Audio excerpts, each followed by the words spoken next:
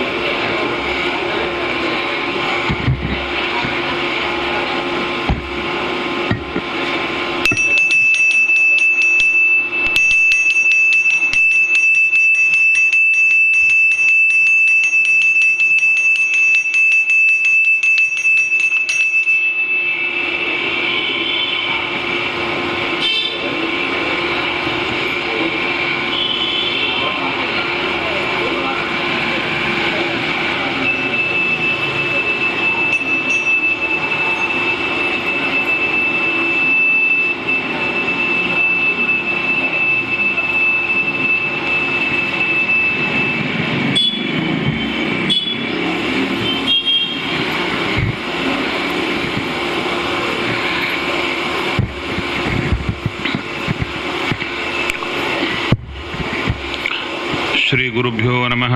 ಹರಿ ಓಂ.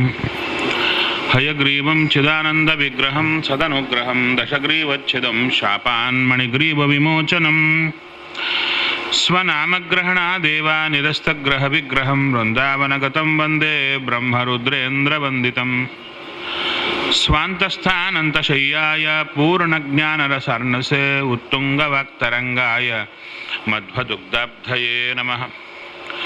ಗುರುಮಖಿಲ ಗುಣಜ್ಞಂ ಸದ್ಗುಣೈಕಾಧಿವಾಸಂ ಶಮದಮಪರಿನಿಷ್ಠಂ ಸತ್ವನಿಷ್ಠಂ ವರಿಷ್ಠಂ ಸಕಲ ಸುಜನಶಿಷ್ಟಂ ನಿತ್ಯ ನಿರ್ಧೂತಕಷ್ಟಂ ಹಯಮುಖಪದನಿಷ್ಠಂ ಮಾಂ ಭಜಂತು ಪ್ರಪನ್ನಾಃ.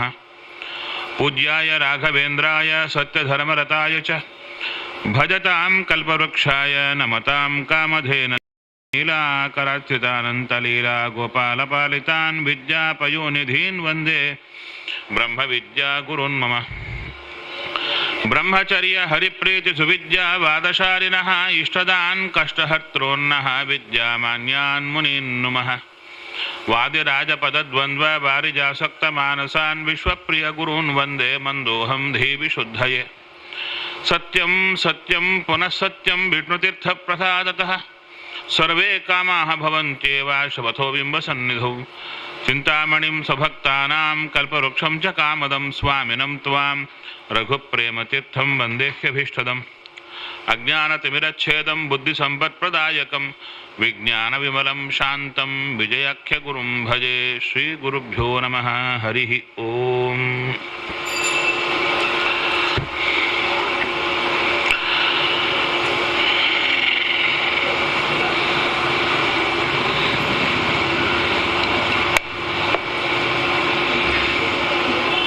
ರಾಮಚಂದ್ರ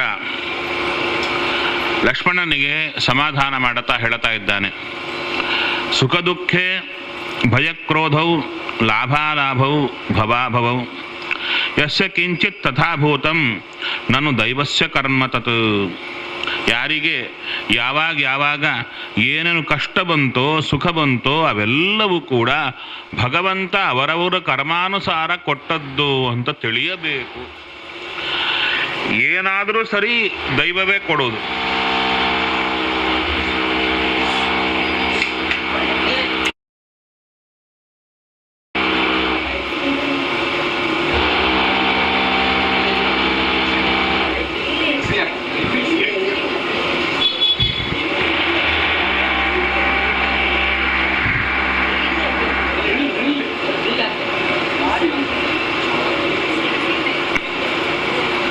ಅವಾಗ ಲಕ್ಷ್ಮಣ ಹೇಳ್ತಾ ಇದ್ದಾನೆ, ಹೇ ರಾಮಚಂದ್ರ,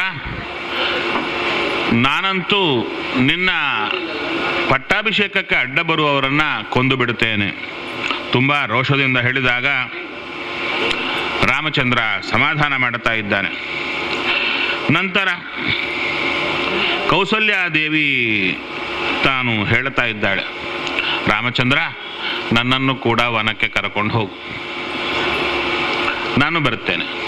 ಅಲ್ಲಮ್ಮ, ಗಂಡ ಇದ್ದಾನಲ್ವ, ಗಂಡ ಬೇಕೋ ಮಗ ಬೇಕೋ ಪ್ರಶ್ನೆ.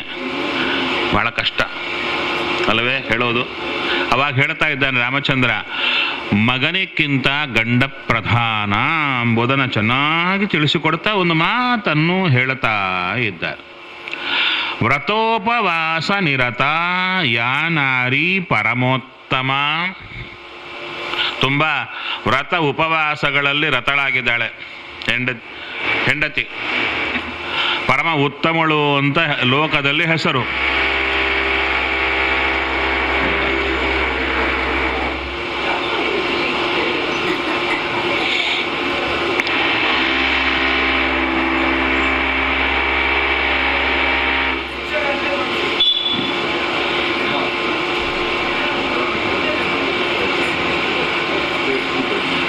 ಶ್ರೇಯಾಂಸಿ ಬಹುವಿಜ್ಞಾನಿ ಅಂತ. ಒಳ್ಳೆ ಕಾರ್ಯ ಮಾಡಲಿಕ್ಕೆ ಹೋದರೆ ಭಗವಂತ ಪರೀಕ್ಷೆ ಮಾಡ್ತಾನಂತೆ. ಆದರೆ ಹೇಳ್ತಾನೆ ಎಷ್ಟು ವಿಘ್ನ ಬಂದರೆ ಆ ಕಾರ್ಯ ಎಷ್ಟು ಚೆನ್ನಾಗಿ ಆಗುತ್ತೆ ಅಂತ. ಅಲ್ಲಿ ಹೇಳ್ತಾ ಇದ್ದಾನೆ ವಿಶೇಷವಾಗಿ ವ್ರತೋಪವಾಸಗಳಲ್ಲೇ ನಿರತಳಾಗಿದ್ದಾಳೆ ಹೆಣ್ಣು, ಪರಮೋತ್ತಮ ಉತ್ತಮಳಾಗಿದ್ದಾಳೆ. ಆದರೆ ಭರ್ತಾರಂ ನಾನು ವರ್ತೇತ, ಗಂಡನನ್ನು ಅನುಸರಿಸಿಲ್ಲವೋ ಸಾಚ ಪಾಪಗತಿರ್ಭವೇತ್, ಆಕೆಗೆ ಉತ್ತಮ ಗತಿ ಆಗಲ್ಲ ಅಂದರೆ. ಯಾಕೆಂದರೆ ಗಂಡನಲ್ಲಿ ಭಗವಂತನನ್ನು ನೋಡಿ ಅಲ್ಲಿ ಸೇವಾ ಮಾಡಬೇಕು ಅಂತ ಹೇಳ್ತಾರೆ. ಅದಕ್ಕೆ ಗಂಡ ಬೇಕಾ ಮಗ ಬೇಕಾ ಅಂತ ಹೇಳಿದಾಗ ರಾಮಚಂದ್ರನೇ ಉತ್ತರ ಕೊಡ್ತಾರೆ. ಆಕೆ ಹೇಳಿದ್ಲು, ನನಗೆ ಇನ್ನೊಬ್ಬ ಹೆಂಡತಿಯ ಮಾತನ್ನು ಕೇಳಿ ನಿನ್ನನ್ನು ಕಾಡಿಗೆ ಕಳಿಸುವ ಗಂಡ ಬೇಡ, ನೀನೇ ಬೇಕು, ನಾನು ಬರುತ್ತೇನೆ. ಆವಾಗ ರಾಮಚಂದ್ರ ವಿಶೇಷವಾಗಿ ಅವರಿಗೆ ಹೇಳಿದಾಗ ಸ್ವಸ್ತಿ ವಾಚನ ಮಾಡುತ್ತಾ ಇದ್ದಾಳೆ. ಅಪ್ಪ, ನಿನಗೆ ಕಾಡಿನಲ್ಲಿ ಯಾವ ಪ್ರಾಣಿಯಿಂದ ತೊಂದರೆ ಬಾರದಿರಲಿ, ಹೋಗಿ ಬಾರಯ್ಯ ಅಂತ ಚೆನ್ನಾಗಿ ರಾಮಚಂದ್ರನಿಗೆ ಆಶೀರ್ವಾದ ಮಾಡಿದ ಮೇಲೆ ತದನಂತರ ಸೀತಾದೇವಿಯ ಭವನಕ್ಕೆ ಹೋಗ್ತಾ ಇದ್ದಾರೆ. ಅಲ್ಲ, ಎಲ್ಲರೂ ಒಟ್ಟಿಗೆ ಇರಲ್ವ, ಅವರು ಬೇರೆ ಇರ್ತಾರೆ. ಅಂದರೆ ಒಬ್ಬೊಬ್ಬರಿಗೆ ಒಂದು ಭವನ, ಒಂದೊಂದು ಪ್ರೈವೇಟ್ ಹೌಸ್ ಕೊಟ್ಟಿದ್ದಾರೆ, ರೂಮ್ ಕೊಟ್ಟಿಲ್ಲ. ಅವರಿಗೆ ಪ್ರತ್ಯೇಕ ಭವನಗಳನ್ನೇ ಕೊಟ್ಟಿದ್ದಾರೆ. ಅಲ್ಲಿಗೆ ಹೋದಾಗ ರಾಮಚಂದ್ರ ಏನೂ ಮಾತಾಡುತ್ತಾ ಇಲ್ಲ. ಅದು ನೋಡಿ ಸೀತಾದೇವಿ ಕೇಳುತ್ತಾ ಇದ್ದಾಳೆ. ಅವಾಗೆ ರಾಮಚಂದ್ರ ವಿಷಯವನ್ನು ಹೇಳುತ್ತಾ ಇದ್ದಾನೆ. ಹೇಳಿ, ನೀನು ಇಲ್ಲೇ ಇದ್ದು ತಂದೆ ತಾಯಿಗಳನ್ನು ನೋಡಿಕೊ, ಅಂದರೆ ಅತ್ತೆ ಮಾವಂದ್ರನ್ನು ನೋಡಿಕೊ, ಇಲ್ಲೇ ಇರಬೇಕು ನೀನು ಅಂತ ಹೇಳಿದಾಗ ಅವಾಗ ಸೀತಾದೇವಿ ಹೇಳ್ತಾ ಇದ್ದಾಳೆ, ಸ್ವಲ್ಪ ಸಿಟ್ಟು ಮಾಡಿದ್ದಂತೆ. ಹೇಳ್ತಾ ಇದ್ದಾಳೆ, ಪ್ರಣಯಾದೇವ ಸಂಕ್ರುದ್ಧ ಅಂದರು. ಅಂದರೆ ರಾಮದೇವರ ಮೇಲೆ ಸಿಟ್ಟು ಮಾಡುವ ಹಂತಕ್ಕೆ ಸೀತಾದೇವಿ ಬರಲಿಲ್ಲ, ಆದರೆ ಪ್ರೀತಿಯಿಂದಲೇನೆ ಸಿಟ್ಟು ತೋರಿದ್ಲಂತೆ, ನನ್ನ ಬಿಟ್ಟು ಹೋಗಬಾರದು ಅಂತ. ಅಹಂ ಗಮಿಷ್ಯಾಮಿ ವನಂ ಸುದುರ್ಗಮಂ ಮೃಗಾಯುತಂ ವಾನರ ವಾರಣೈಶ್ಚ. ಏನು ಕೋತಿಗಳು ನಾನಾ ರೀತಿಯಾಗಿ ಏನೇನಿದ್ರೂ ಕೂಡ ಅಂಥ ವನಕ್ಕೆ ನಾನು ಬರ್ತೇನೆ ಅಂತ ಹೇಳಿದಾಗ ರಾಮಚಂದ್ರ ಹೇಳ್ತಾ ಇದ್ದಾನೆ, ನೀನು ಹುಟ್ಟಿದಾಗಲಿಂದ ಹೊರಗೆ ತಿರುಗಾಡಿಯೇ ಗೊತ್ತಿಲ್ಲ, ಅಂತಃಪುರದಲ್ಲಿ ಬೆಳೆದವಳು ಸುಕುಮಾರಿ. ನನ್ನನ್ನು ಮದುವೆ ಆಗಿದ್ದೀಯಾ, ಇಲ್ಲಿಗೆ ಬಂದ ಮೇಲೆ ಅಂತಃಪುರದಲ್ಲೇ ಇದ್ದೀಯಾ, ಅಂಥದ್ದು ಕಾಡಿಗೆ ಹೋದರೆ ಕಾಡಿನ ಸ್ಥಿತಿ ಗೊತ್ತಾ ನಿನಗೆ? ಅಲ್ಲಿ ನೆಲದ ಮೇಲೆ ಮಲಗಬೇಕಾಗುತ್ತೆ, ಎಲೆಗಳ ಮೇಲೆ ಮಲಗಬೇಕಾಗುತ್ತೆ, ಅದರ ಕೆಳಗೆ ಮುಳ್ಳಿರುತ್ತೆ, ಕಲ್ಲಿರುತ್ತೆ, ಎಲ್ಲ ಇರುತ್ತೆ. ಹಣ್ಣು ಸಿಕ್ಕರೆ ತಿನ್ನಬೇಕು, ಇಲ್ಲದಿದ್ದರೆ ಇಲ್ಲ, ಉಪವಾಸ ಇರಬೇಕು. ಎಲ್ಲಿ ನೋಡಿದರೆ ರಾಕ್ಷಸರು, ಅವರು ಇವರು ಪಶುಗಳು ಎಲ್ಲ ಇರುತ್ತೆ. ಏನು ಕೊಂದರೂ ಕೇಳೋ ನಾಥರಿರಲ್ಲ. ಅದಕ್ಕೆ ಅರಣ್ಯವಾಸ ನಿನಗೆ ಬೇಡ, ನಿನಗೆ ತಕ್ಕದ್ದಲ್ಲ ಅಂದಾಗ ಆವಾಗ ಅಳ್ಳಿಕ್ಕೆ ಶುರು ಮಾಡ್ತಾ ಇದ್ದಾಳೆ. ನಾನು ಬಂದೇ ಬರ್ತೇನೆ, ಇಲ್ಲದಿದ್ದರೆ ವಿಷಪಾನಂ ಹೇಳ್ತಾ ಇದ್ದಾಳೆ. ಯದಿ ಮಾಂ ದುಃಖಿತಾಂ ಏವಂ ವನಂ ನೇತುಂ ನ ಚಚ್ಛಸಿ ವಿಷಂ ಅಗ್ನಿಂ ಜಲಂ ವಾಹಂ ಅಸ್ಥಾಸ್ಯೆ ಮೃತ್ಯು ಕಾರಣಾತ್. ಹೇ ರಾಮಚಂದ್ರ, ನಾನು ಸತ್ತು ಹೋಗ್ತೇನೆ, ಬೆಂಕಿಯಲ್ಲಿ ಬೀಳುತ್ತೇನೆ, ವಿಷ ಕುಡಿಯುತ್ತೇನೆ, ಅಥವಾ ನೀರಲ್ಲಿ ಬೀಳುತ್ತೇನೆ. ನೋಡಪ್ಪ, ಯಾವುದು ಬೇಕು ನಿನಗೆ? ನಾನಂತೂ ಇರಲ್ಲ, ನೀನಿರಬೇಕು ನನಗೆ. ಒಟ್ಟಾರೆ ಸೀತಾದೇವಿಯ ಆಗ್ರಹ ಎಂಥದ್ದು ಅಂದರೆ, ಕಷ್ಟ ಏನಾದರೂ ಇರಲಿ, ನೀನಿದ್ದರೆ ಕಷ್ಟ ಏನು ಬೇಕಾದರೂ ಸಹಿಸಲಿಕ್ಕೆ ಸಾಧ್ಯ. ಅದನ್ನೇ ದಾಸರು ಹೇಳಿದರು. ಸುಖವಾಗಲಿ ಬಹು ದುಃಖವಾಗಲಿ ಸಖ ನೀನಾಗಿರು ಪಾಂಡುರಂಗ. ಇಷ್ಟೆಲ್ಲ ಹೇಳಿದ ಮೇಲೆ ರಾಮಚಂದ್ರ ಲಕ್ಷ್ಮಣನಿಗೆ ಹೇಳ್ತಾ ಇದ್ದಾನೆ, ಹೇ ಲಕ್ಷ್ಮಣ, ನೀನಾದ್ರೂ ಮಾತು ಕೇಳಯ್ಯ, ನೀನು ಇಲ್ಲೇ ಇರು. ಯಾಕೆ? ನೀನಿಲ್ಲದಿದ್ದರೆ ಈ ಕೈಕೇಯಿ ನನ್ನ ತಾಯಿಯನ್ನು ಬದುಕಲಿಕ್ಕೆ ಬಿಡಲ್ಲ. ಯಾಕೆ? ಬಹಳ ದುರ್ಬುದ್ಧಿ ಇದ್ದಾಳೆ. ಭರತ ಒಳ್ಳೆಯವನೇ, ಆದರೆ ತಾಯಿಯ ಮಾತು ಕೇಳಿಕೊಂಡು ಬದಲಾಗಿ ಬಿಟ್ರೆ, ಆದ ಕಾರಣ ನೀನಿಲ್ಲಿರಬೇಕು ಅಂದಾಗ ಲಕ್ಷ್ಮಣ ಹೇಳುತ್ತಾನೆ, ಏನೂ ಬೇಡ ರಾಮಚಂದ್ರ, ನಾ ಬರ್ತೇನೆ. ಹೇಳುತ್ತಾನೆ, ತವೈವ ತೇಜಸ ವೀರ ಭರತ ಪೂಜಯಿಷ್ಯತಿ. ಇದು ಒಳ್ಳೆ ಮಾತು. ಭರತ ಅವನ ಒಳ್ಳೆತನದಿಂದಾಗಿ ತಾಯಿಯನ್ನು ನೋಡಿಕೊಳ್ಳುತ್ತಾನೆ ಎಂಬುದಲ್ಲ, ನಿನ್ನ ಒಂದು ವಿಶೇಷವಾದ ಗೌರವದಿಂದ ಕೌಸಲ್ಯನ ನೋಡಿಕೊಳ್ಳುತ್ತಾನೆ ಅಂತ ಚೆನ್ನಾಗಿ ಹೇಳಿದಾಗ, ಸರಿ, ಈತನು ಮಾತು ಕೇಳುವ ಹಂತದಲ್ಲಿಲ್ಲ. ಯಾಕೆ? ಹುಟ್ಟಿದಾಗಲಿಂದ ರಾಮನನ್ನು ಬಿಟ್ಟು ತಿರುಗಾಡಿಲ್ಲ ಲಕ್ಷ್ಮಣ. ರಾಮನ ಜೊತೆಗೇ ಸೇವಾ ಮಾಡುತ್ತಾ ಇದ್ದಾನೆ. ಅದೆಂಥ ದೀಕ್ಷಾ ಲಕ್ಷ್ಮಣನಿಗೆ. ನಾವು ರಾಮನ ಪಕ್ಕ ಲಕ್ಷ್ಮಣ ಅಂತ ನೋಡುತ್ತೀವಿ, ಇರಲಿ ಬಿಡು ಅಂತ ಒಂದು ನಮಸ್ಕಾರ ಮಾಡಿ ಹೋಗ್ತೀವಿ, ಹೌದು? ಆ ಲಕ್ಷ್ಮಣ ಎಂಥವ, 14 ವರ್ಷಗಳ ಕಾಲ ಬೆಳಿಗ್ಗೆ ಮಲಗಲ್ಲ, ಎಲ್ಲ ತಂದು ಕೊಡಬೇಕು, ಮಾಡಬೇಕು. ರಾತ್ರಿ ಮಲಗಿಲ್ಲ. ರಾತ್ರಿ ಹೊತ್ತು ರಾಮನ ಸುತ್ತು ಪಹರೆಯನ್ನು ಮಾಡುತ್ತಾ ನಿದ್ದೆ ಇಲ್ಲ. 14 ವರ್ಷಗಳ ಕಾಲ ನಿದ್ದೆ ಬಿಟ್ಟಿರಬೇಕಾದರೆ ಅದು ಹೇಗರಿ ಸಾಧ್ಯ? ಅದು ಕೇವಲ ರಾಮಚಂದ್ರನ ಅನುಗ್ರಹದಿಂದ ಲಕ್ಷ್ಮಣನಿಗೆ ಬಂದ ದೊಡ್ಡವರ ಅಂಥ ಅಪರೂಪದ ಸೇವೆಯನ್ನು ಮಾಡಿದ ಲಕ್ಷ್ಮಣ. ಇನ್ನು ರಾಮಚಂದ್ರ ಹೇಳಿದ, ಹಾಗಾದರೆ ನಮ್ಮ ಆಯುಧಗಳನ್ನು ತಗೊಂಡು ಬಾ ಅಂತ ಹೇಳ್ತಾ ಇದ್ದಾರೆ. ಅಭೇದ್ಯೆ ಕವಚೆ ದಿವ್ಯೆ ತೂಣೀಚ ಅಕ್ಷಯ್ಯ ಸಾಯಕೌ ಆದಿತ್ಯ ವಿಮಲಾಭೌ ದ್ವೌ ಖಡ್ಗೌ ಹೇಮ ಪರಿಷ್ಕೃತೌ. ಬಿಲ್ಲು, ಬಾಣದ ತೂಣೀರ, ನಂತರ 2 ಖಡ್ಗಗಳು ಎಲ್ಲವನ್ನ ತರ್ತಾ ಇದ್ದಾರೆ. ನಂತರ ಇನ್ನೊಂದು ತರ್ತಾ ಇದ್ದಾನೆ. ಹೇಳ್ತಾ ಇದ್ದಾರೆ, ಈ ಭೂಮಿಯನ್ನು ತೋಡಲಿಕ್ಕೆ ಬಳಸುವಂಥದ್ದು ಹಾರಿ. ಆದಮೇಲೆ ಪಿಟಕ ಅಂದರೆ ತೋಡಿದ ಮೇಲೆ ಅದನ್ನು ತೆಗೆದು ಹಾಕಲಿಕ್ಕೆ ಒಂದು ಸಲಾಕೆ ಅಂತ ಹೇಳ್ತಾರಲ್ಲ, ಅದನ್ನು ತರ್ತಾ ಇದ್ದಾನೆ. ಎಲ್ಲವನ್ನ ಆ ವನದಲ್ಲಿ ಕತ್ತರಿಸಿ ಹಾಕಲಿಕ್ಕೆ.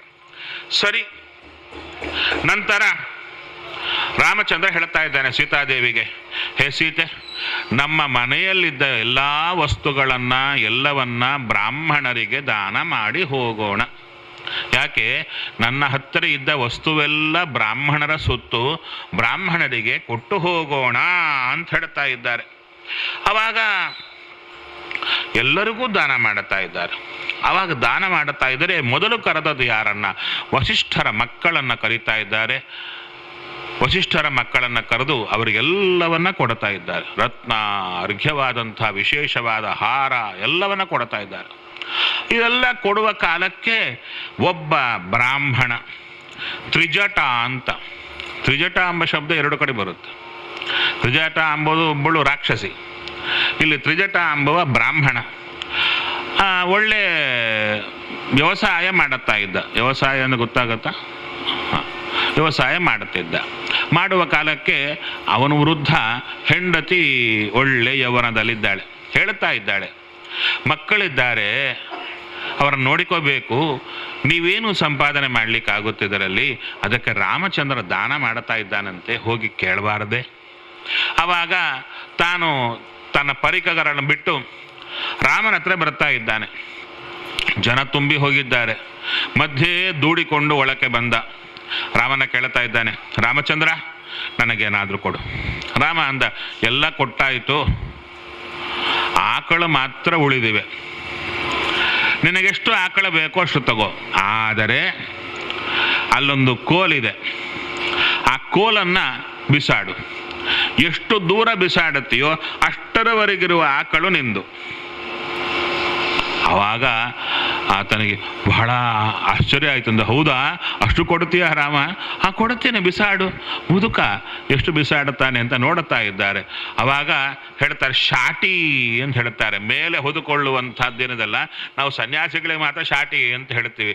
ಇಲ್ಲ, ಅದು ಮೇಲೆ ಹೊದ್ದುಕೊಳ್ಳುವ ವಸ್ತ್ರಕ್ಕೆ ಶಾಟಿ ಎಂಬ ಶಬ್ದ ಪ್ರಯೋಗ ವಾಲ್ಮೀಕಿಯಲ್ಲಿ ಮಾಡ್ತಾರೆ. ಯದ್ಯಪಿ ಗೃಹಸ್ಥ ಆತ ವಿಶೇಷವಾಗಿ ಹೇಳ್ತಾರೆ, ಸಹ ಶಾಟೀಂ ಪರಿತಃ ಕಟ್ಯಾಂ ಸಂಭ್ರಾಂತಃ ಪರಿವೇಶ್ಯತಾಂ ಆವಿದ್ಯದಂಡಂ ಚಿಕ್ಷೇಪ ಸರ್ವ ಪ್ರಾಣೇನ ವೇಗತಃ.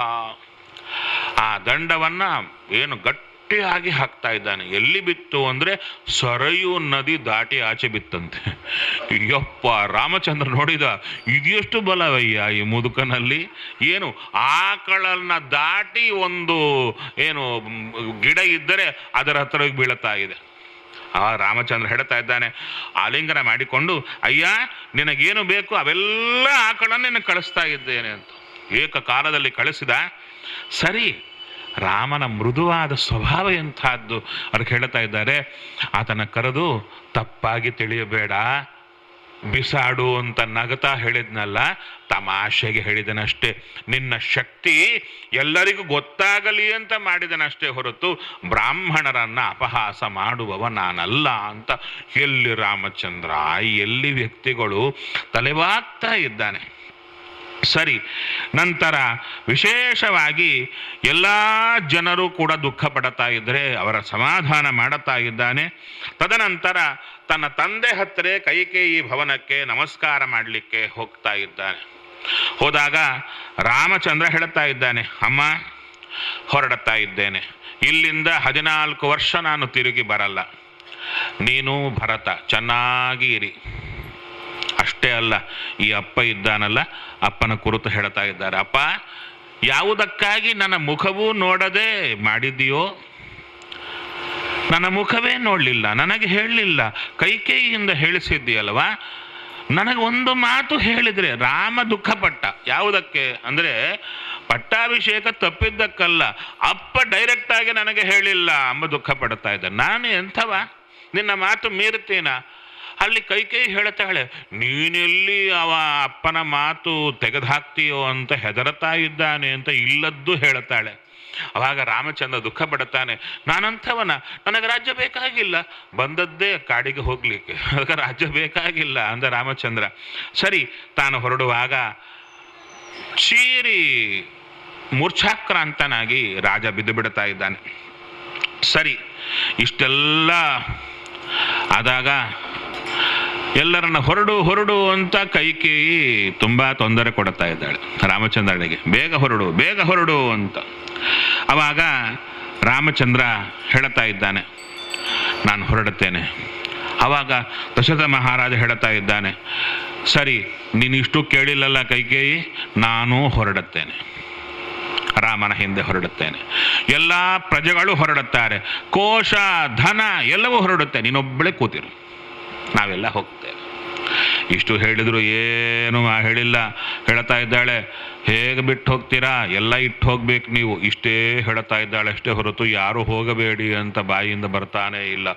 ಅಷ್ಟು ತಲೆಯನ್ನ ಬ್ರಷ್ ಹಾಕಿ ತಿಕ್ಕಿದ್ದಾಳೆ ಮಂಥರ. ಅದಕ್ಕೆ ಈ ಪಕ್ಕದಲ್ಲೇ ಕಿವಿಯಲ್ಲಿ ಹುಳಿ ಹಿಂಡುವವರು ಇರ್ತಾರಲ್ಲ, ಅವರ ಮಾತು ಎಷ್ಟು ಸ್ಟ್ರಾಂಗ್ ಇರುತ್ತೆ ಅಂದರೆ ನಾವು ಎಷ್ಟು ಬದಲಾಗಲಿಕ್ಕೆ ಸಾಧ್ಯ ಇಲ್ಲ, ಅಷ್ಟು ಹಿಂಡಿ ಬಿಡುತ್ತಾರೆ. ಆ ರೀತಿಯಾಗಿ ಹೇಳ್ತಾ ಇದ್ದಾರೆ. ತದನಂತರ ಬರ್ತಾ ಇದ್ದಾಳೆ ಕೈಕೇಯಿ, ಹೇ ರಾಮ, ಆ ಉಟ್ಟ ವಸ್ತ್ರ ಬಿಡು, ನಾರ ವಸ್ತ್ರ, ವಲ್ಕಲ ವಸ್ತ್ರ ಉಡು ಅಂದು. ರಾಮಚಂದ್ರ ನಕ್ಕ, ನನಗ್ಯಾಕೆ ಈ ವಸ್ತ್ರ, ಈ ರೇಷ್ಮೆ ವಸ್ತ್ರ ಬೇಡ, ಅದೇ ಕೊಡು ಅಂತ ಉಟ್ಟ. ಲಕ್ಷ್ಮಣನು ಉಟ್ಟ, ಎಲ್ಲಿ ಬೀದಿಯಲ್ಲೇ ಉಡ್ತಾ ಇದ್ದಾರೆ. ಅಂಥ ಕಾಲಕ್ಕೆ ಸೀತೆಗೂ ತಂದು ಕೊಡ್ತಾ ಇದ್ದಾಳೆ. ಅವಾಗ ಸೀತೆ ಹೇಳ್ತಾ ಇದ್ದಾಳೆ, ಅಥಚೀರಾಣಿ ಕೈಕೇಯಿ ಸ್ವಯಂ ಆಹೃತ್ಯ, ತಾನೇ ತಂದು ಕೊಡ್ತಾ ಇದ್ದಾಳೆ. ಅವಾಗೆ ಸೀತಾದೇವಿ ಹೇಳ್ತಾ ಇದ್ದಾಳಂತೆ, ಅಲ್ಲ ಈ ಸೀರೆ ಹೇಗೆ ಉಡುತ್ತಾರೆ ನಂಗೆ ಗೊತ್ತಿಲ್ಲ ಹೇಳ್ತಾ ಇದ್ದಾಳೆ. ಕಥಂನು ಚೀರಂ ಬದ್ಧಂತಿ ಮುನಯೋ ವನವಾಸಿನಃ, ನನಗೇನು ಬರ್ತಾ ಇಲ್ಲ ಹೇಗೆ ಕಟ್ಕೊಳ್ಳಿ ಅಂತ ಹೇಳಿದಾಗ ರಾಮಚಂದ್ರ ಬಂದು ಆಕೆಯ ಸೀರೆಯ ಮೇಲೆಯೇ ಅದನ್ನು ಉಡುವುದನ್ನು ತೋರಿಸಿದ. ಉಡಿಸಿ ತೋರಿಸಿದಾಗ ಎಲ್ಲರ ಕಣ್ಣಲ್ಲಿ ನೀರು ಬರ್ತಾ ಇದೆ. ಅವಾಗ ವಸಿಷ್ಠರು ಹೇಳ್ತಾ ಇದ್ದಾರೆ, ಧಿಕ್ಕಾರ ಮಾಡುತ್ತಾ ಇದ್ದಾರೆ, ನೀನು ಕೇಳಿದ್ದು ರಾಮನನ್ನು ಮಾತ್ರ ಹೋಗು ಅಂಥೇಳಿ, ಹೌದಲ್ವೋ? ಸೀತೆಗೆ ಈ ವಲ್ಕಲ ವಸ್ತ್ರ ಕೊಡಲಿಕ್ಕೆ ನಿನಗೆ ಅಧಿಕಾರ ಇಲ್ಲ, ಎಲ್ಲ ಆಭರಣ ಸಹಿತವಾಗಿ ಆಕೆ ಹೊರಡಲಿ ಅಂತ ವಸಿಷ್ಠರು ಆದೇಶ ಮಾಡುತ್ತಾ ಇದ್ದಾರೆ. ಸರಿ, ಸೀತಾದೇವಿ ಅಂಗೀಕಾರ ಮಾಡಿ ನಮಸ್ಕಾರ ಮಾಡಿ ಎಲ್ಲವನ್ನ ಸ್ವೀಕಾರ ಮಾಡಿದ್ಲು. ತದನಂತರ ರಾಮಚಂದ್ರ ಹೊರಡುತ್ತಾ ಇದ್ದಾನೆ. ಆವಾಗ ರಾಮಚಂದ್ರನನ್ನ ಕರ್ಕೊಂಡು ಹೋಗಯ್ಯ ಅಂತ ಸುಮಂತ್ರನಿಗೆ ಹೇಳುತ್ತಾ ಇದ್ದಾನೆ ದಶರಥ ಮಹಾರಾಜ. ಸೀತೆಯನ್ನ, ಲಕ್ಷ್ಮಣನನ್ನ, ರಾಮನನ್ನ ಕರ್ಕೊಂಡು ಹೊರಡುವಾಗ ಇಡೀ ಪಟ್ಟಣವೇ ಅವ್ರ ಹಿಂದೆ ಹೋಗ್ತಾ ಇದೆ. ಯಾರೂ ರಾಜನ ಮಾತಾಗಲಿ ಯಾರ ಮಾತು ಕೇಳುವ ಹಂತದಲ್ಲಿಲ್ಲ. ನಾವೇ ರಾಮದೇವರ ಪೆಟ್ಟಿಗೆ ಬಂದ್ರೇನೆ ಹಿಂದೆ ಹೋಗ್ತಾ ಇರ್ತೇವೆ, ರಾಮನ ಬಿಟ್ಟು ಬರ್ತಾರ ಅವರು? ಅದಕ್ಕೆ ರಾಮನ ಹಿಂದೆ ಹೋಗ್ತಾ ಇದ್ದಾರೆ. ಸರಿ, ರಾಮಚಂದ್ರ ಮುಂದಕ್ಕೆ ಬಂದು ವಿಶೇಷವಾಗಿರತಕ್ಕಂಥ ಒಂದು ಸ್ಥಾನಕ್ಕೆ ಬರ್ತಾ ಇದ್ದಾರೆ. ಅಲ್ಲಿ ನಿಲ್ತಾ ಇದ್ದಾನೆ ರಾಮಚಂದ್ರ. ತಮಸಾ ತಟದಲ್ಲಿ ನಿಲ್ತಾ ಇದ್ದಾನೆ.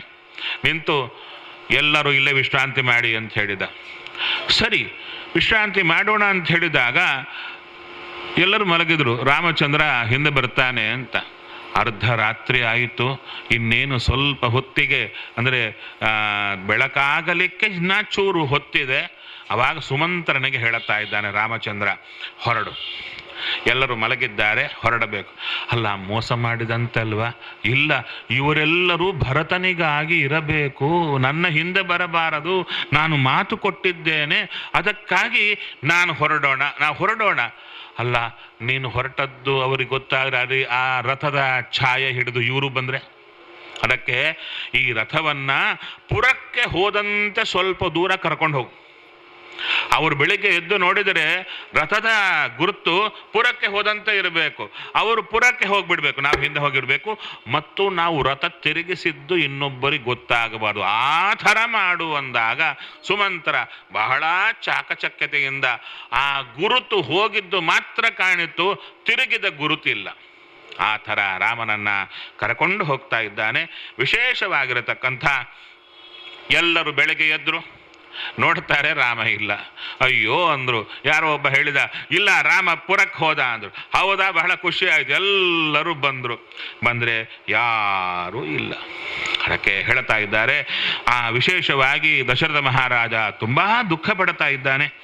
ಕೌಸಲ್ಯಾದೇವಿ ತುಂಬಾ ದುಃಖ ಪಡ್ತಾ ಇದ್ದಾಳೆ. ಆ ದುಃಖವನ್ನೇ ಅಧ್ಯಾಯಗಳು ಹೇಳ್ತಾ ಇದ್ದಾರೆ ವಾಲ್ಮೀಕಿ ರಾಮಾಯಣದಲ್ಲಿ. ಅನ್ನಷ್ಟು ದುಃಖಪಟ್ಟಿದ್ದಾರೆ. ನಾವಿವಾಗ ಕೇಳೋ ಕಾಲಕ್ಕೆ ನಮ್ಮ ಪೇಷನ್ಸ್ ಇಲ್ಲ ಆಗಲಿ, ಅವ್ರು ಅಳ್ಲಿಕ್ಕೆ ತುಂಬ ಇತ್ತು, ಅವರಿಗೆ ದುಃಖ ಇತ್ತು, ಆದ್ದರಿಂದ ತುಂಬ ಹತ್ತಿರವರು. ತದನಂತರ ಸುಮಿತ್ರಾದೇವಿ ಕೌಸಲ್ಯನ್ನ ಸಾಂತ್ವನ ಮಾಡ್ತಾ ಇದ್ದಾಳೆ. ಹೆದರಬೇಡ, ರಾಮ ಬರ್ತಾನೆ, ಬೇಗ ಬರ್ತಾನೆ. ಯಾಕೆ? ನನ್ನ ಲಕ್ಷ್ಮಣನೂ ಇದ್ದಾನೆ, ಆದ್ದರಿಂದ ಚಿಂತೆ ಬೇಡ ಅಂತ ಹೇಳ್ತಾ ಇದ್ದಾಳೆ. ಸರಿ, ನಂತರ ವಿಶೇಷವಾಗಿ ರಾಮಚಂದ್ರ ತಾನು ಹೊರಟ ಮೇಲೆ ಇವರೆಲ್ಲ ಬಂದ್ರಲ್ಲ, ರಾಮನನ್ನ ಕರ್ಕೊಂಡು ಮುಂದಕ್ಕೆ ಹೋಗ್ತಾ ಇದ್ದಾರೆ. ರಾಮ ನೋಡ್ತಾ ಇದ್ದಾನೆ, ಯಾರು ಬರಲಿಲ್ಲಲ್ವಾ ನೋಡು ಅಂತ ಹೇಳಿ ತಾನು ಮುಂದಕ್ಕೆ ಹೊರಡುವಾಗ ಇಲ್ಲಿ ವಿಶೇಷವಾಗಿ ಪುರವೃದ್ಧರೆಲ್ಲರೂ ಕೂಡ ಅಳತಾ ಇದ್ದಾರೆ. ಅಳುವಾಗ ಈ ಕೌಸಲ್ಯಾದೇವಿ ರಾಮಚಂದ್ರನಿಗಾಗಿ ದುಃಖ ಪಡ್ತಾ ದಶರಥ ಮಹಾರಾಜನನ್ನ ತುಂಬಾ ಒಂದು ಮಾತು ಹೇಳುತ್ತಾಳೆ, ಒಂದು ಗಟ್ಟಿಯಾದ ಮಾತು ಹೇಳುತ್ತಾಳೆ. ಏನು ಹೇಳುತ್ತಾಳೆ ಅಂದರೆ, ನಿಮ್ಮಿಂದಾಗಿ ನನ್ನ ಮಗು ಹೋದ ಅಂತ. ಕೌಸಲ್ಯೆ ಎಂದೂ ಗಂಡನನ್ನ ಒಂದು ಮಾತೂ ಅಂದಿಲ್ಲ, ಅಷ್ಟು ಪತಿವ್ರತ. ಆಕೆಯೇ ಒಂದು ಮಾತು ಹೇಳಿದ ಕೂಡಲೇ ಆ ದಶರಥ ಮಹಾರಾಜನಿಗೆ ಎಷ್ಟು ದುಃಖ ಆಯಿತು ಅಂದರೆ, ತುಂಬ ಮೂರ್ಛಾಕ್ರಾಂತನಾಗ್ತಾನೆ. ಕೊನೆಗೆ ಹೇಳುತ್ತಾನೆ, ಕೈ ಜೋಡಿಸ್ತಾ ಇದ್ದೇನೆ, ಪಾದ ಹಿಡಿಯುತ್ತೇನೆ, ನನ್ನ ಕ್ಷಮಾ ಮಾಡು. ಆವಾಗ ಒಂದು ಕ್ಷಣ ಹಾಕಿ ಎಚ್ಚರ ಆಗುತ್ತೆ, ಛೇ ನಾನೆಂಥ ಕೆಲಸ ಮಾಡಿದೆ, ಗಂಡ ಹೆಂಡತಿಯನ್ನ ಕ್ಷಮಾ ಮಾಡು ಅಂತ ಕೇಳುವ ಸ್ಥಿತಿಗೆ ನಾ ತಂದನಲ್ಲ ಅಂತ ಕಾಲಿಗೆ ಬೀಳುತ್ತಾಳೆ. ತಪ್ಪಾಯಿತು, ಮಗನ ಮೇಲಿನ ವ್ಯಾಮೋಹ, ಆ ದುಃಖದಿಂದಾಗಿ ನಾನು ಹೇಳಿದೆ, ಕ್ಷಮಾ ಮಾಡಬೇಕು ಅಂತ ಹೇಳ್ತಾ ಇದ್ದಾರೆ. ಸರಿ, ಇಷ್ಟೆಲ್ಲ ಆದ ಕೂಡಲೇ ಇಲ್ಲಿ ಒಂದು ಕಡೆ ಸ್ವಲ್ಪ ಇಲ್ಲಿ ವರ್ಣನೆ ಮಾಡುತ್ತಾರೆ, ಒಂದು ಕಡೆ ಅಲ್ಲೂ ವರ್ಣನೆ ಮಾಡುತ್ತಾರೆ. ರಾಮಚಂದ್ರ ಹೊರಟ, ಸುಮಂತ್ರನಿಂದ ಕೂಡಿಕೊಂಡು ಹೊರಟಾಗ ಶೃಂಗವೇರಪುರಕ್ಕೆ ಬರ್ತಾ ಇದ್ದಾರೆ. ಎಲ್ಲಿ? ವೇದಶ್ರುತಿ ಎಂಬ ನದಿ, ಗೋಮತಿ ಅಂತ ನದಿ, ಸ್ಯಂದಿಕಾ ಎಂಬ ನದಿ, 3 ನದಿಗಳನ್ನು ದಾಟಿ ಬರ್ತಾ ಇದ್ದಾರೆ. ಅಂದರೆ ನದಿಗಳಿವೆ, ರಥದಲ್ಲೇ ದಾಟಿಕೊಂಡು ಆ ನದಿಗಳ ಇದರನ್ನು ಬರ್ತಾ ಇದ್ದಾರೆ. ಅವಾಗ ಹೇಳ್ತಾ ಇದ್ದಾರೆ, ಶೃಂಗವೇರಪುರಕ್ಕೆ ಬಂದರು. ಅಲ್ಲಿ ಗಂಗಾ ನದಿ ಹರಿತಾ ಇದ್ದಾಳೆ, ದಾಟಬೇಕು. ದಾಟಬೇಕಾದರೆ ಅಲ್ಲಿ ಗುಹ ಬಂದ. ಗುಹ ಅಂದ ಕೂಡಲೇ ನಾವು ಕಥೆ ಏನು ಕೇಳುತ್ತೇವೆ, ಒಂದು ಚಿಕ್ಕ ಡೋಣಿ, ನಾವೇ ಚಿಕ್ಕದು, ಗುಹ ಇದ್ದ, ರಾಮ ಬಂದ. ರಾಮನ ಬಂದ ಕೂಡಲೇ ಗುಹ ಕೇಳಿದ, ನೀನು ಯಾರು ಅಂತ ಕೇಳಿದ. ನಾನು ರಾಮ ಅಂತ ಹೇಳಿದ. ಅದಕ್ಕೆ, ಓಹೋ ನೀನೇನ ರಾಮ, ನಿನ್ನ ಕಾಲು ತಾಕಿ ಅಲ್ವಾ ಕಲ್ಲು ಹೆಣ್ಣಾದದ್ದು, ನನ್ನ ನಾವೇಲಿ ತುಂಬ ಕಲ್ಲುಗಳಿವೆ, ಅವೆಲ್ಲ ಹೆಣ್ಣಾದರೆ ನನ್ನ ಗತಿ ಏನು ಅಂತ ಹೇಳಿದ. ಪೂಜಾ ಮಾಡಿದ, ತಾನೇ ಕರ್ಕೊಂಡು ಹೋದ. ಇನ್ನೊಂದು ಕಥಾ ಹೇಳ್ತಾರೆ, ಆ ಕರ್ಕೊಂಡು ಹೋಗುವಾಗ ತಾನೇ ನೀರು ಹುಟ್ಟು ಹಾಕ್ತಿದ್ದ. ಹಾಕುವಾಗ ಎಷ್ಟು ಹೊತ್ತಿಗೂ ತೀರ ಸೇರ್ತಾ ಇಲ್ಲ. ಯಾಕೆ ಅಂದರೆ ರಾಮಚಂದ್ರ ಕೇಳಿದ. ಇಲ್ಲ, ಸೇರ್ತಾ ಇತ್ತು, ನಾನೇ ಸೇರಿಸಲಿಲ್ಲ. ಯಾಕೆ? ಸ್ವಲ್ಪ ಹೊತ್ತು ನೀನು ನೋಡಬೇಕು ಅಂತಿದ್ದೆ. ಈ ಕಥೆಗಳೇನಿವೆಯಲ್ಲ, ಇವೆಲ್ಲ ತುಂಬ ಚೆನ್ನಾಗಿರುವ ಕಥೆಗಳು, ಕೇಳಲಿಕ್ಕೆ ಮಾತ್ರ, ನಿಜವಾಗಿ ಅಲ್ಲ. ಯಾಕೆ? ರಾಮಾಯಣದ ಹೇಳ್ತಾರೆ, ತತ್ರ ರಾಜ ಗುಹೋ ನಾಮ ರಾಮಸ್ಯ ಆತ್ಮ ಸಮಸ್ಸಖ. ರಾಮನ ಸ್ನೇಹಿತ ಗುಹ. ಹುಡುಗರಿಂದ ಇದ್ದಾಗಲಿಂದ ಇಬ್ಬರು ಗೊತ್ತು, ರಾಮ ಮತ್ತು ಗುಹ. ನಾವು ಹೇಳೋದೇನು ಗೊತ್ತಿಲ್ಲ, ನೀವ್ಯಾರು ಅಂತ ಕೇಳಿದ ಅಂದ್ರು. ಇಲ್ಲೇ ಹೇಳ್ತಾ ಇದ್ದಾರೆ, ಯಾರು? ನಿಷಾದ ಜಾತ್ಯ ರಾಜ, ನಿಷಾದರ ರಾಜ. ಒಂದು ಮಾತು ಹೇಳಬೇಕಾದ್ರೆ ಬರಬೇಕಾಚಾರ, ಅವ್ರಿಗೊಂದು ಚೇರ. ನಿಷಾದರ ರಾಜ ಅವನು ಒಂದು ಚಿಕ್ಕ ನಾವೆಯನ್ನು ಇಟ್ಟುಕೊಂಡು ಮಾಡೋನಲ್ಲ, ಆತನತ್ರ ಮಂತ್ರಿಗಳಿದ್ದಾರೆ, ಸೈನ್ಯವಿದೆ, ಸೈನ್ಯ ಸಮೇತನಾಗಿ ಬರ್ತಾ ಇದ್ದಾನೆ. ಸ್ಥಪತಿಶ್ಚೇತಿ ವಿಶ್ರುತಃ. ಬಂದು ದರ್ಶನ ಮಾಡುತ್ತಾ ಇದ್ದಾನೆ ರಾಮಚಂದ್ರನನ್ನ. ರಾಮಚಂದ್ರನತ್ತೆ ನಡ್ಕೊಂಡು ಬರ್ತಾ ಇದ್ದಾನೆ, ರಥವನ್ನ ಇಳಿದು ಬರ್ತಾ ಇದ್ದಾನೆ. ಬಂದಾಗ ರಾಮಚಂದ್ರ ಆಲಿಂಗನ ಮಾಡಿಕೊಳ್ತಾ ಇದ್ದಾನೆ ಗುಹನನ್ನ. ಗುಹ ಹೇಳುತ್ತಾ ಇದ್ದಾನೆ, ಅರ್ಘ್ಯವನ್ನ ತರ್ತಾ ಇದ್ದಾನೆ, ಅರ್ಘ್ಯವನ್ನ ಕೊಡ್ತಾ ಇದ್ದಾನೆ. ಎಲ್ಲ ಕೊಟ್ಟು, ಹೇ ರಾಮಚಂದ್ರ, ನಿನಗೆ ಬೇಕಾದ ಭಕ್ಷ್ಯ ಭೋಜ್ಯ ಎಲ್ಲವೂ ಸಿದ್ಧ ಆಗಿದೆ, ಸಿಂಹಾಸನ ಸಿದ್ಧ ಆಗಿದೆ, ಹಂಸತೂಲಿಕಾ ತಲ್ಪ ಸಿದ್ಧ ಆಗಿದೆ, ಎಲ್ಲವೂ ಸ್ವೀಕಾರ ಮಾಡು. ಈ ರಾಜ್ಯ ನಿನ್ನದಯ್ಯ, ನೀನೇ ಪರಿಪಾಲನೆ ಮಾಡಬೇಕು ಅಂತ ಹೇಳಿದ ಗುಹ. ಅಂದರೆ ಒಂದು ರಾಜ್ಯವನ್ನಾಳುವ ವ್ಯಕ್ತಿ ಗುಹ ಆಗಿದ್ದಾಗ ನಾವು ಚಿಕ್ಕ ಡೋಣಿ ಹಾಕುವವ ಅಂತ ನಾವು ಕಲ್ಪನೆ ಮಾಡಿಕೊಳ್ಳೋದು. ಭಕ್ತಿ ಹುಟ್ಟಲಿಕ್ಕೆ ಎಷ್ಟೇ ಕಥೆಗಳು ಬರಲಿ, ಅದು ಭಕ್ತಿ ಪ್ರಧಾನ ಆದರೂ ವಸ್ತು ಪ್ರಧಾನ ಆಗಿರಬೇಕು. ವಸ್ತುವನ್ನು ವಿಕಲ ಮಾಡಿ ಭಕ್ತಿ ಹುಟ್ಟಿಸುವ ತಾತ್ಪರ್ಯ ಇಲ್ಲ. ಅದಕ್ಕೆ ಹೇಳುತ್ತಾ ಇದ್ದಾರೆ, ಮುಂದೆ ಹೇಳುತ್ತಾ ಇದ್ದಾರೆ, ರಾಮಚಂದ್ರ ಅಂದ, ಸರ್ವಂ ತದನುಜಾನಾಮಿ. ಹೇ ಗುಹ, ತುಂಬ ಸಂತೋಷ ಆಯ್ತಯ್ಯ ನಿನ್ನ ಸತ್ಕಾರಕ್ಕೆ, ಆದರೆ ನಾನು ನೀನು ಕೊಟ್ಟದ್ದು ತಿನ್ನೋದಿಲ್ಲ. ಯಾಕೆ? ನಾನು ಕ್ಷತ್ರಿಯ, ನೀನು ಕೊಟ್ಟು ತಿನ್ನಬಾರದು, ವ್ರತದಲ್ಲಿದ್ದೇನೆ. ಹೇಳ್ತಾ ಇದ್ದಾನೆ, ನಹಿ ವರ್ತೆ ಪ್ರತಿಗ್ರಹೇ, ಪ್ರತಿಗ್ರಹ ಮಾಡಬಾರದು ಅಂತ ನನ್ನ ವ್ರತ. ನಾನು ತಪಸ್ಸಿನಲ್ಲಿದ್ದೇನೆ, ಆದ ಕಾರಣ ನಾನು ಸ್ವೀಕಾರ ಮಾಡಲ್ಲ. ಮತ್ತೇನು ಮಾಡುತ್ತೀಯ? ನನ್ನ ಕುದುರೆಗಳಿಗೆ ಕೊಟ್ಟರೆ ಸಾಕು, ಮೇವು ಕೊಟ್ಟರೆ ಅದರಿಂದ ತೃಪ್ತನಾಗ್ತೇನೆ. ಮತ್ತೆ ನಿನ್ನ ಊಟ ಹೇಗೆ? ಅವಾಗ ಹೇಳಿದ, ಹೋಗಿ ಸಂಧ್ಯಾ ವಂದನೆ ಉಪವಾಸ ಮಾಡಿಕೊಂಡು ನಂತರ ಹೇಳ್ತಾ ಇದ್ದಾರೆ, ಜಲಮೇವ ಆದದೇ ಭೋಜ್ಯಂ. ಲಕ್ಷ್ಮಣನಿಗೆ ಹೇಳಿದ್ದು ರಾಮಚಂದ್ರ, ಸ್ವಲ್ಪ ನೀರು ತಗೊಂಬಾರಯ್ಯ. ಆ ನೀರು ತಂದರೆ ರಾಮ ಕುಡಿದು ಉಳದದ್ದು, ಸೀತೆ ಕುಡಿದರೆ ಇಬ್ಬರು ಕುಡಿದು ಉಳದದ್ದು ಸಭಾರ್ಯಸ್ಯ. ಇನ್ನ ವಿಶೇಷವಾಗಿ ತಾನು ಲಕ್ಷ್ಮಣ ಕುಡದ. ನೀರು ಕುಡಿದು ಮಲಗಿದ್ರು. ಅದಕ್ಕೆ ರಾಮಚಂದ್ರನ ಪೂಜೆ ಮಾಡಿದರೆ ನಮಗೂ ಉಪವಾಸವ ಅಂದರು. ಇಲ್ಲ, ನಮಗೆ ಸಮೃದ್ಧಿ ಊಟ ಇರುತ್ತೆ. ರಾಮಚಂದ್ರ ಉಪವಾಸ ಮಾಡಿದ. ಅದಕ್ಕೆ ನೋಡಿ, ರಾಮಚಂದ್ರನ ಅರ್ಚಕರು ಉಪವಾಸ ಇರುತ್ತಾರೆ. ಸ್ವಾಮಿಗಳು ಶಿಷ್ಯರಿಗೆ ಮೂಗುವರೆಗೂ ಹಾಕ್ತಾರೆ ಅಲ್ವೇ, ಸಮೃದ್ಧಿಯಾಗಿ ಹಾಕ್ತಾರೆ. ಏನು ಅದರಲ್ಲೂ ಕೂಡ ಶಿಷ್ಯರು ಅಂತ ಹೇಳಿದರೆ ಸ್ವಾಮಿಗಳೇ. ಹೌದು, ನಿಮ್ಗೆ ಅನುಭವ ಇದೆಯಲ್ವ? ಅವರೇ ಪಾತ್ರೆ ತರಿಸಿ ಅವರೇ ಸ್ವೀಟ್ ಎಲ್ಲ ಬಡಿಸಲಿಕ್ಕೆ ಬರ್ತಾರೆ, ಹಾಗೆ ಸುರಿತಾರೆ. ಅಯ್ಯ, ನಮಗೆ ಶುಗರ್ ಇದೆ ಅಂದರೆ ಇದು ತಿಂದರೆ ಹೋಗುತ್ತೆ ಅಂತ ಹಾಕ್ತಾರೆ. ಅಷ್ಟು ಅಭಿಮಾನ ಶಿಷ್ಯರ ಮೇಲೆ ತೋರುತ್ತಾರಲ್ಲ, ಮತ್ತೆ ಅಂಥ ಗುರುಗಳು ಸಿಗ್ತಾರ? ಹಾಗಾದರೆ ಎಲ್ಲ ರಾಮಚಂದ್ರನ ಲಕ್ಷಣವೇ ಆ ಪೂಜಕರಲ್ಲೂ ಬಂದಿದೆ. ಅವರು ಉಪವಾಸ ಇರ್ತಾರೆ, ಶಿಷ್ಯರಿಗೆ ಹಾಕ್ತಾರೆ. ಹಾಗೆ ರಾಮಚಂದ್ರ ಅಲ್ಲೇ ನೆಗ್ರು ವಿಶೇಷವಾಗಿರತಕ್ಕಂಥ ಹಿಂಗುದಿ ವೃಕ್ಷ, ಅಂದರೆ ಇಂಗು ಅಂತ ನಾವು ತೆಗಿತೀವಲ್ಲ, ಅದು ವೃಕ್ಷದಿಂದ ತೆಗೆಯೋದು. ಅದನ್ನು ಹಿಂಗುದಿ ವೃಕ್ಷ, ಹಿಂಗು ಅಂತ ಸಂಸ್ಕೃತದಲ್ಲಿ. ಆ ವೃಕ್ಷದ ಕೆಳಗೆ ದರ್ಭೆಗಳನ್ನು ವಿಶೇಷವಾಗಿ ಲಕ್ಷ್ಮಣ ಹಾಸಿದರೆ, ಅದರ ಮೇಲೆ ರಾಮ ಸೀತೆಯರು ಮಲಗಿದರೆ ಅವರ ಇಬ್ಬರ ಪಾದವನ್ನು ತೊಳೆದನಂತೆ. ಯಾರು? ಲಕ್ಷ್ಮಣ ಪಾದ ತೊಳೆದು ನಂತರ ಅಲ್ಲಿ ನಿಂತಿದ್ದಾಗ ಲಕ್ಷ್ಮಣನ ಹತ್ರ ಬರ್ತಾ ಇದ್ದಾನೆ ಗುಹ. ಲಕ್ಷ್ಮಣ, ನೀನಾದರೂ ಚೂರು ಬಾಯಂಜೂರು ಮಾಡಯ್ಯ, ಇಷ್ಟು ತಂದಿದ್ದೇನೆ, ಭಕ್ಷ್ಯ ಭೋಜ್ಯ ಹಂಸತೂಲಿಕಾ ತಲ್ಪ ಇದೆ, ಅದರ ಮಲಗಯ್ಯ ಅಂತ ಹೇಳಿದಾಗ ಅವಾಗ ಹೇಳ್ತಾ ಇದ್ದಾನೆ, ಅಲ್ಲ ಕಥಂ ದಾಶರಥವು ಭೂಮವು ಶಯಾನೆ ಸಹ ಸೀತೆಯ ಶಕ್ಯ ನಿದ್ರಾ ಮಯಾ ಲಬ್ಧುಂ ಜೀವಿತುಂ ವಾ ಸುಖಾನಿಚ. ಆ ರಾಮಚಂದ್ರ ಎಂದೂ ಕೆಳಗೆ ಮಲಗಿಲ್ಲ, ಅಂಥವ ಈಗ ಕೆಳಗೆ ಮಲಗಿದ್ದಾನೆ, ದರ್ಭೆಗಳ ಮೇಲೆ ಮಲಗಿದ್ದಾನೆ, ಹೆಂಡತಿ ಸಹಿತವಾಗಿ ಮಲಗಿದ್ದಾನೆ. ಅಂಥ ಕಾಲಕ್ಕೆ ನಿದ್ರೆ ಆದರೆ ಹೇಗೆ ಬರುತ್ತೆ ನನಗೆ? ನಾನು ಅವನ ಕಾಯ್ತಾ ಇರ್ತೇನೆ ಅಂತ ಅವರು ವಿಶೇಷವಾಗಿ ಮಾತಾಡಿಕೊಳ್ತಾ ಇದ್ದಾರೆ. ಸರಿ, ಬೆಳಿಗ್ಗೆ ಆಯಿತು. ರಾಮಚಂದ್ರ ಹೇಳ್ತಾ ಇದ್ದಾನೆ, ಹೇ ಗುಹ, ನಾವೆಯನ್ನು ತರಿಸು. ಹೇಳ್ತಾ ಇದ್ದಾರೆ, ಆ ನಾವೇ ಎಂಥದ್ದು ಅಂತ ಹೇಳ್ತಾರೆ. ಕರ್ಣಗ್ರಾಹವತೀಂ ಶುಭಾಂ. ಚಿಕ್ಕ ಡೋಣಿ ಅಲ್ಲ, ದೊಡ್ಡ ನಾವೇ. ಅದನ್ನು ನಡೆಸಲಿಕ್ಕೆ ನಾವಿಕರು ಇದ್ದಾರೆ. ಅದಕ್ಕೆ ವಿಶೇಷ ಕರ್ಣಧಾರೆ ಇದೆ.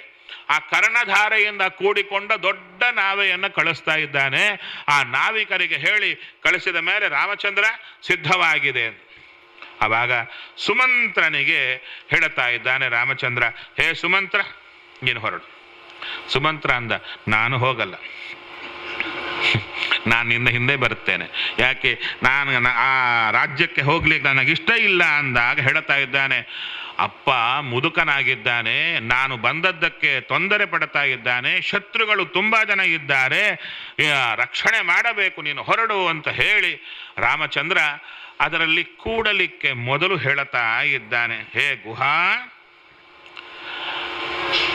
ನ್ಯಗ್ರೋಧದ ಪಯಸ್ಸು. ಅಂದರೆ ನ್ಯಗ್ರೋಧ ಅಂದರೆ ಈ ವಿಶೇಷವಾಗಿರತಕ್ಕಂಥ, ನೀವು ನಮ್ಮ ತಮಿಳಲ್ಲಿ ಏನು ಹೇಳ್ತೀರಾ, ಅಶ್ವತ್ಥ ವೃಕ್ಷ. ನ್ಯಗ್ರೋಧ ಅಂದರೆ ಅಶ್ವತ್ಥ ವೃಕ್ಷ. ಆ ಅಶ್ವತ್ಥ ವೃಕ್ಷದ ಹಾಲನ್ನು ತಗೊಂಡು ಬಾ ಅಂತ ಹೇಳ್ತಾ ಇದ್ದಾರೆ. ಯಾಕೆ? ನಾನು ತಪಸ್ಸಿಗೆ ಹೊರಟಿದ್ದೇನೆ, ಜಟೆಯನ್ನು ಧಾರಣೆ ಮಾಡಬೇಕು ಅಂತ ಆ ಹಾಲಿನಿಂದ ಇಬ್ಬರು ಜಟೆಯನ್ನು ಧಾರಣೆ ಮಾಡುತ್ತಾ ಇದ್ದಾರೆ. ಅದಕ್ಕೆ ಹೇಳುತ್ತಾರೆ, ರಾಮ ಹೇಗಿದ್ರೂ ಚೆನ್ನಾಗಿರ್ತಾನೆ. ಜಟೆ ಕಟ್ಕೊಂಡು ಹೋಗಿರುತ್ತೆ ಕೆಲವರಿಗೆ. ನೀವೆಲ್ಲ ಈ ಹರಿದ್ವಾರ ಆ ಕಡೆ ಹೋದರೆ ಜಟೆ ಕಟ್ಟಿದವರು ಇರ್ತಾರೆ, ನೋಡಲಿಕ್ಕೆ ಭೀಕರವಾಗಿರುತ್ತೆ. ಆದರೆ ರಾಮಚಂದ್ರ ಏನು ಮಾಡಿದರೂ ಚಂದ ಅಂದರು. ಆ ರೀತಿಯಲ್ಲಿ ರಾಮ ಲಕ್ಷ್ಮಣರಿಬ್ಬರು ಕೂಡ ಅದ್ಭುತವಾಗಿದ್ದಾರೆ, ಜಟೆಯನ್ನು ಧಾರಣೆ ಮಾಡಿದ್ದಾರೆ. ಇನ್ನು ನದಿಯನ್ನು ದಾಟಿ ಹೋಗ್ತಾ ಇದ್ದಾರೆ. ನದಿಯನ್ನು ದಾಟಿ ಹೋಗುವಾಗ ಸೀತಾದೇವಿ ತುಂಬ ಮಾಡ್ತಾ ಇದ್ದಾಳೆ, ನದಿಗೆ ನಮಸ್ಕಾರ ಮಾಡುತ್ತಾ ಇದ್ದಾಳೆ. ನದಿಗೆ ಹೇಳುತ್ತಾ ಇದ್ದಾಳೆ, ಪ್ರಾಪ್ತ ರಾಜ್ಯೇ ನರವ್ಯಾಘ್ರೆ ಶಿವೇನ ಪುನರಾಗತೆ. ರಾಮಚಂದ್ರ ಬರಬೇಕಮ್ಮ, ಬರುವಂತೆ ಮಾಡುವುದು ಗಂಗೆಯನ್ನು ಪ್ರಾರ್ಥನೆ ಮಾಡುತ್ತಾ ಇದ್ದಾಳೆ. ಮಾಡಿ ರಾಮಚಂದ್ರ ಹಿಂದಿರುಗಿ ಬಂದರೆ ನಾನು ಗವಾಂ ಶತಸಹಸ್ರಂಚ 1,00,000 ಆಕಳನ್ನು ದಾನ ಮಾಡುತ್ತೇನೆ ನಿನ್ನ ಪ್ರೀತಿಗಾಗಿ.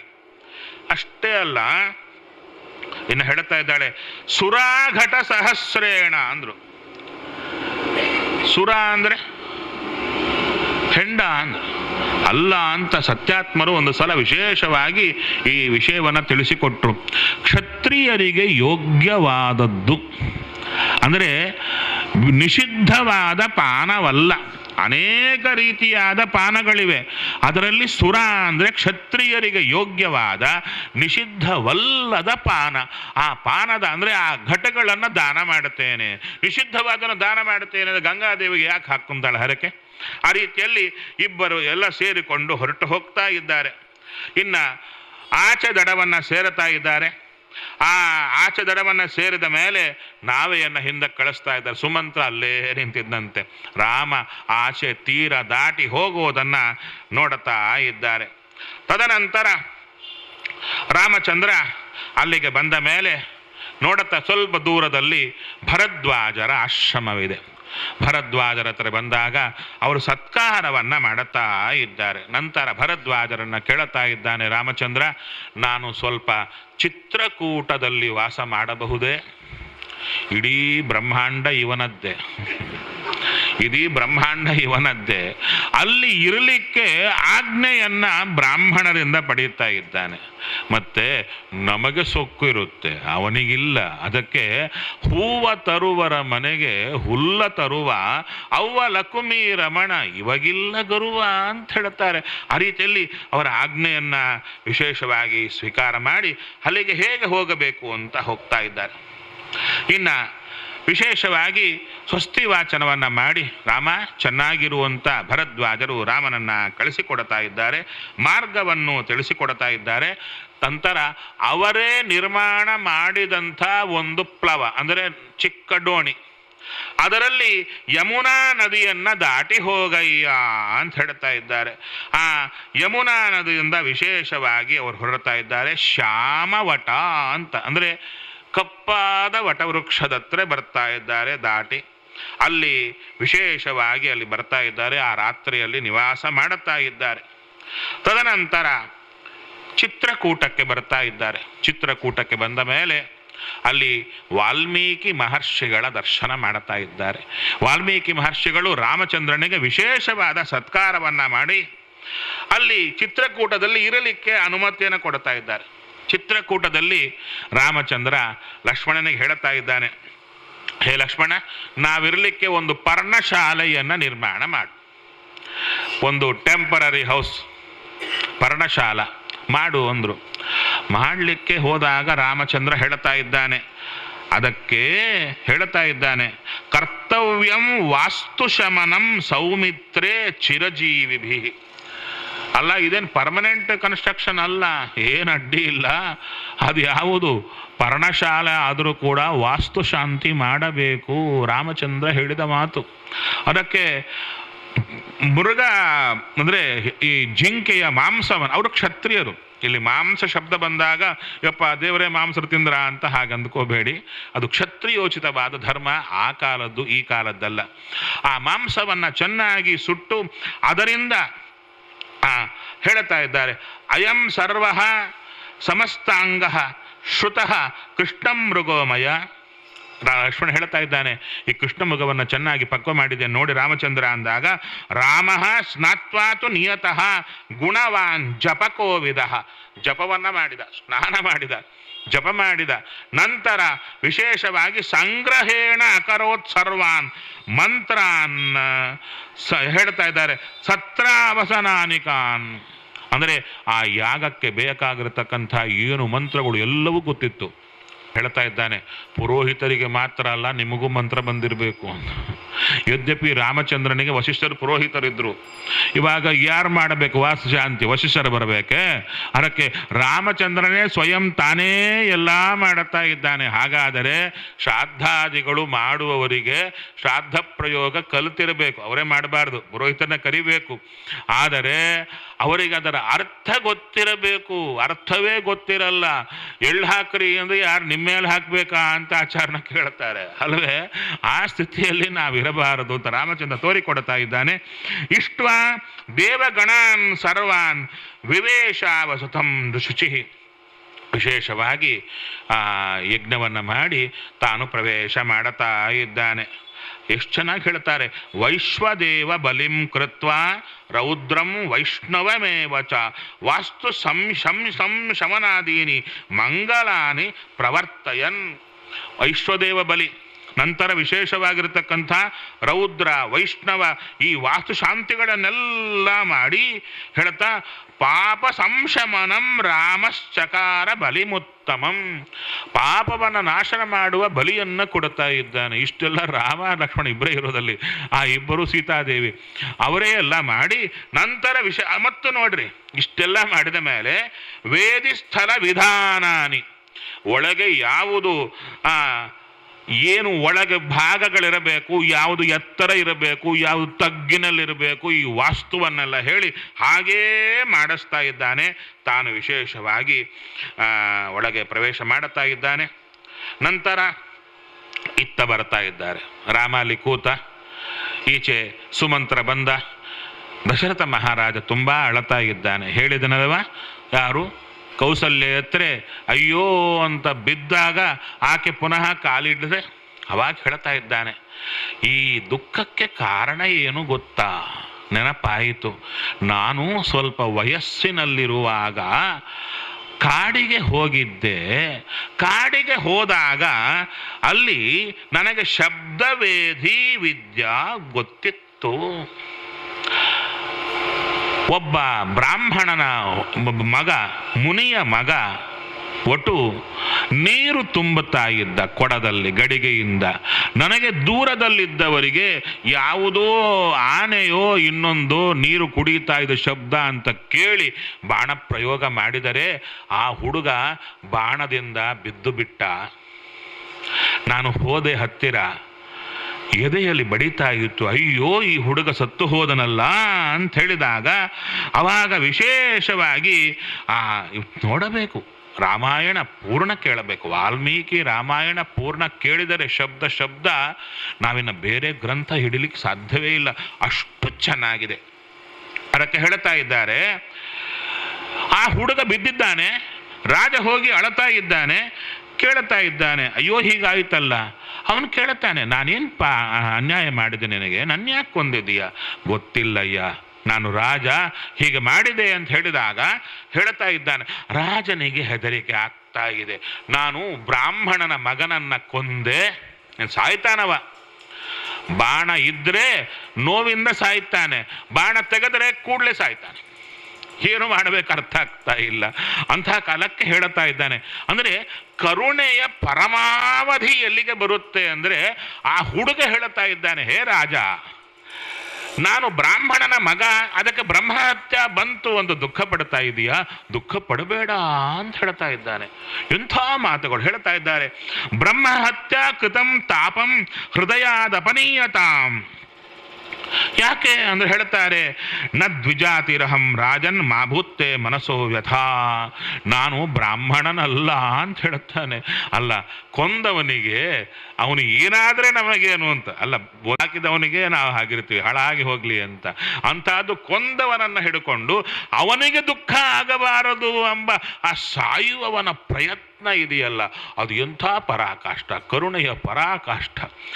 ಯಾಕೆ ಅಂದರೆ ಶೂದ್ರಾಯಾಮಸ್ಮಿ ವೈಶ್ಯೇನ ಜಾತಃ ನರವರಾಧಿಪ ಅಂತ. ನಾನು ಶೂದ್ರ ತಾಯಿ, ಅವಳು ಶೂದ್ರಳು, ಅವಳ ಮಗನಾಗಿ ಹುಟ್ಟಿದ್ದೇನೆ, ವೈಶ್ಯನಿಗೆ ಹುಟ್ಟಿದವ ಅಂದರು. ಸರಿ, ಮರಣವನ್ನು ಹೊಂದುತ್ತಾ ಇದ್ದಾನೆ. ತದನಂತರ ಬರ್ತಾ ಇದ್ದಾನೆ ರಾಜ. ಎಲ್ಲಿಗೆ? ಆ ತಂದೆ ತಾಯಿಗಳ ಹತ್ರ ಬರ್ತಾ ಇದ್ದಾನೆ. ಬಂದಾಗ ತುಂಬ ಚೆನ್ನಾಗಿದೆ ಇದು. ವಾಲ್ಮೀಕಿ ರಾಮಾಯಣ ಕೈಯಲ್ಲಿ ಹಿಡ್ಕೊಂಡ್ರೆ ಹೇಗಿರುತ್ತೆ ಪ್ರವಚನ ಕೂತಾಗ ಅಂತ ನಿಮಗೆ ಎಕ್ಸಾಂಪಲ್ ಹೇಳಬೇಕಾದ್ರೆ, ಹೆಣ್ಣು ಮಕ್ಕಳು ಪಾಪ ಸೀರೆ ನೋಡ್ಲಿಕ್ಕೆ ಹೋಗ್ತಾರೆ.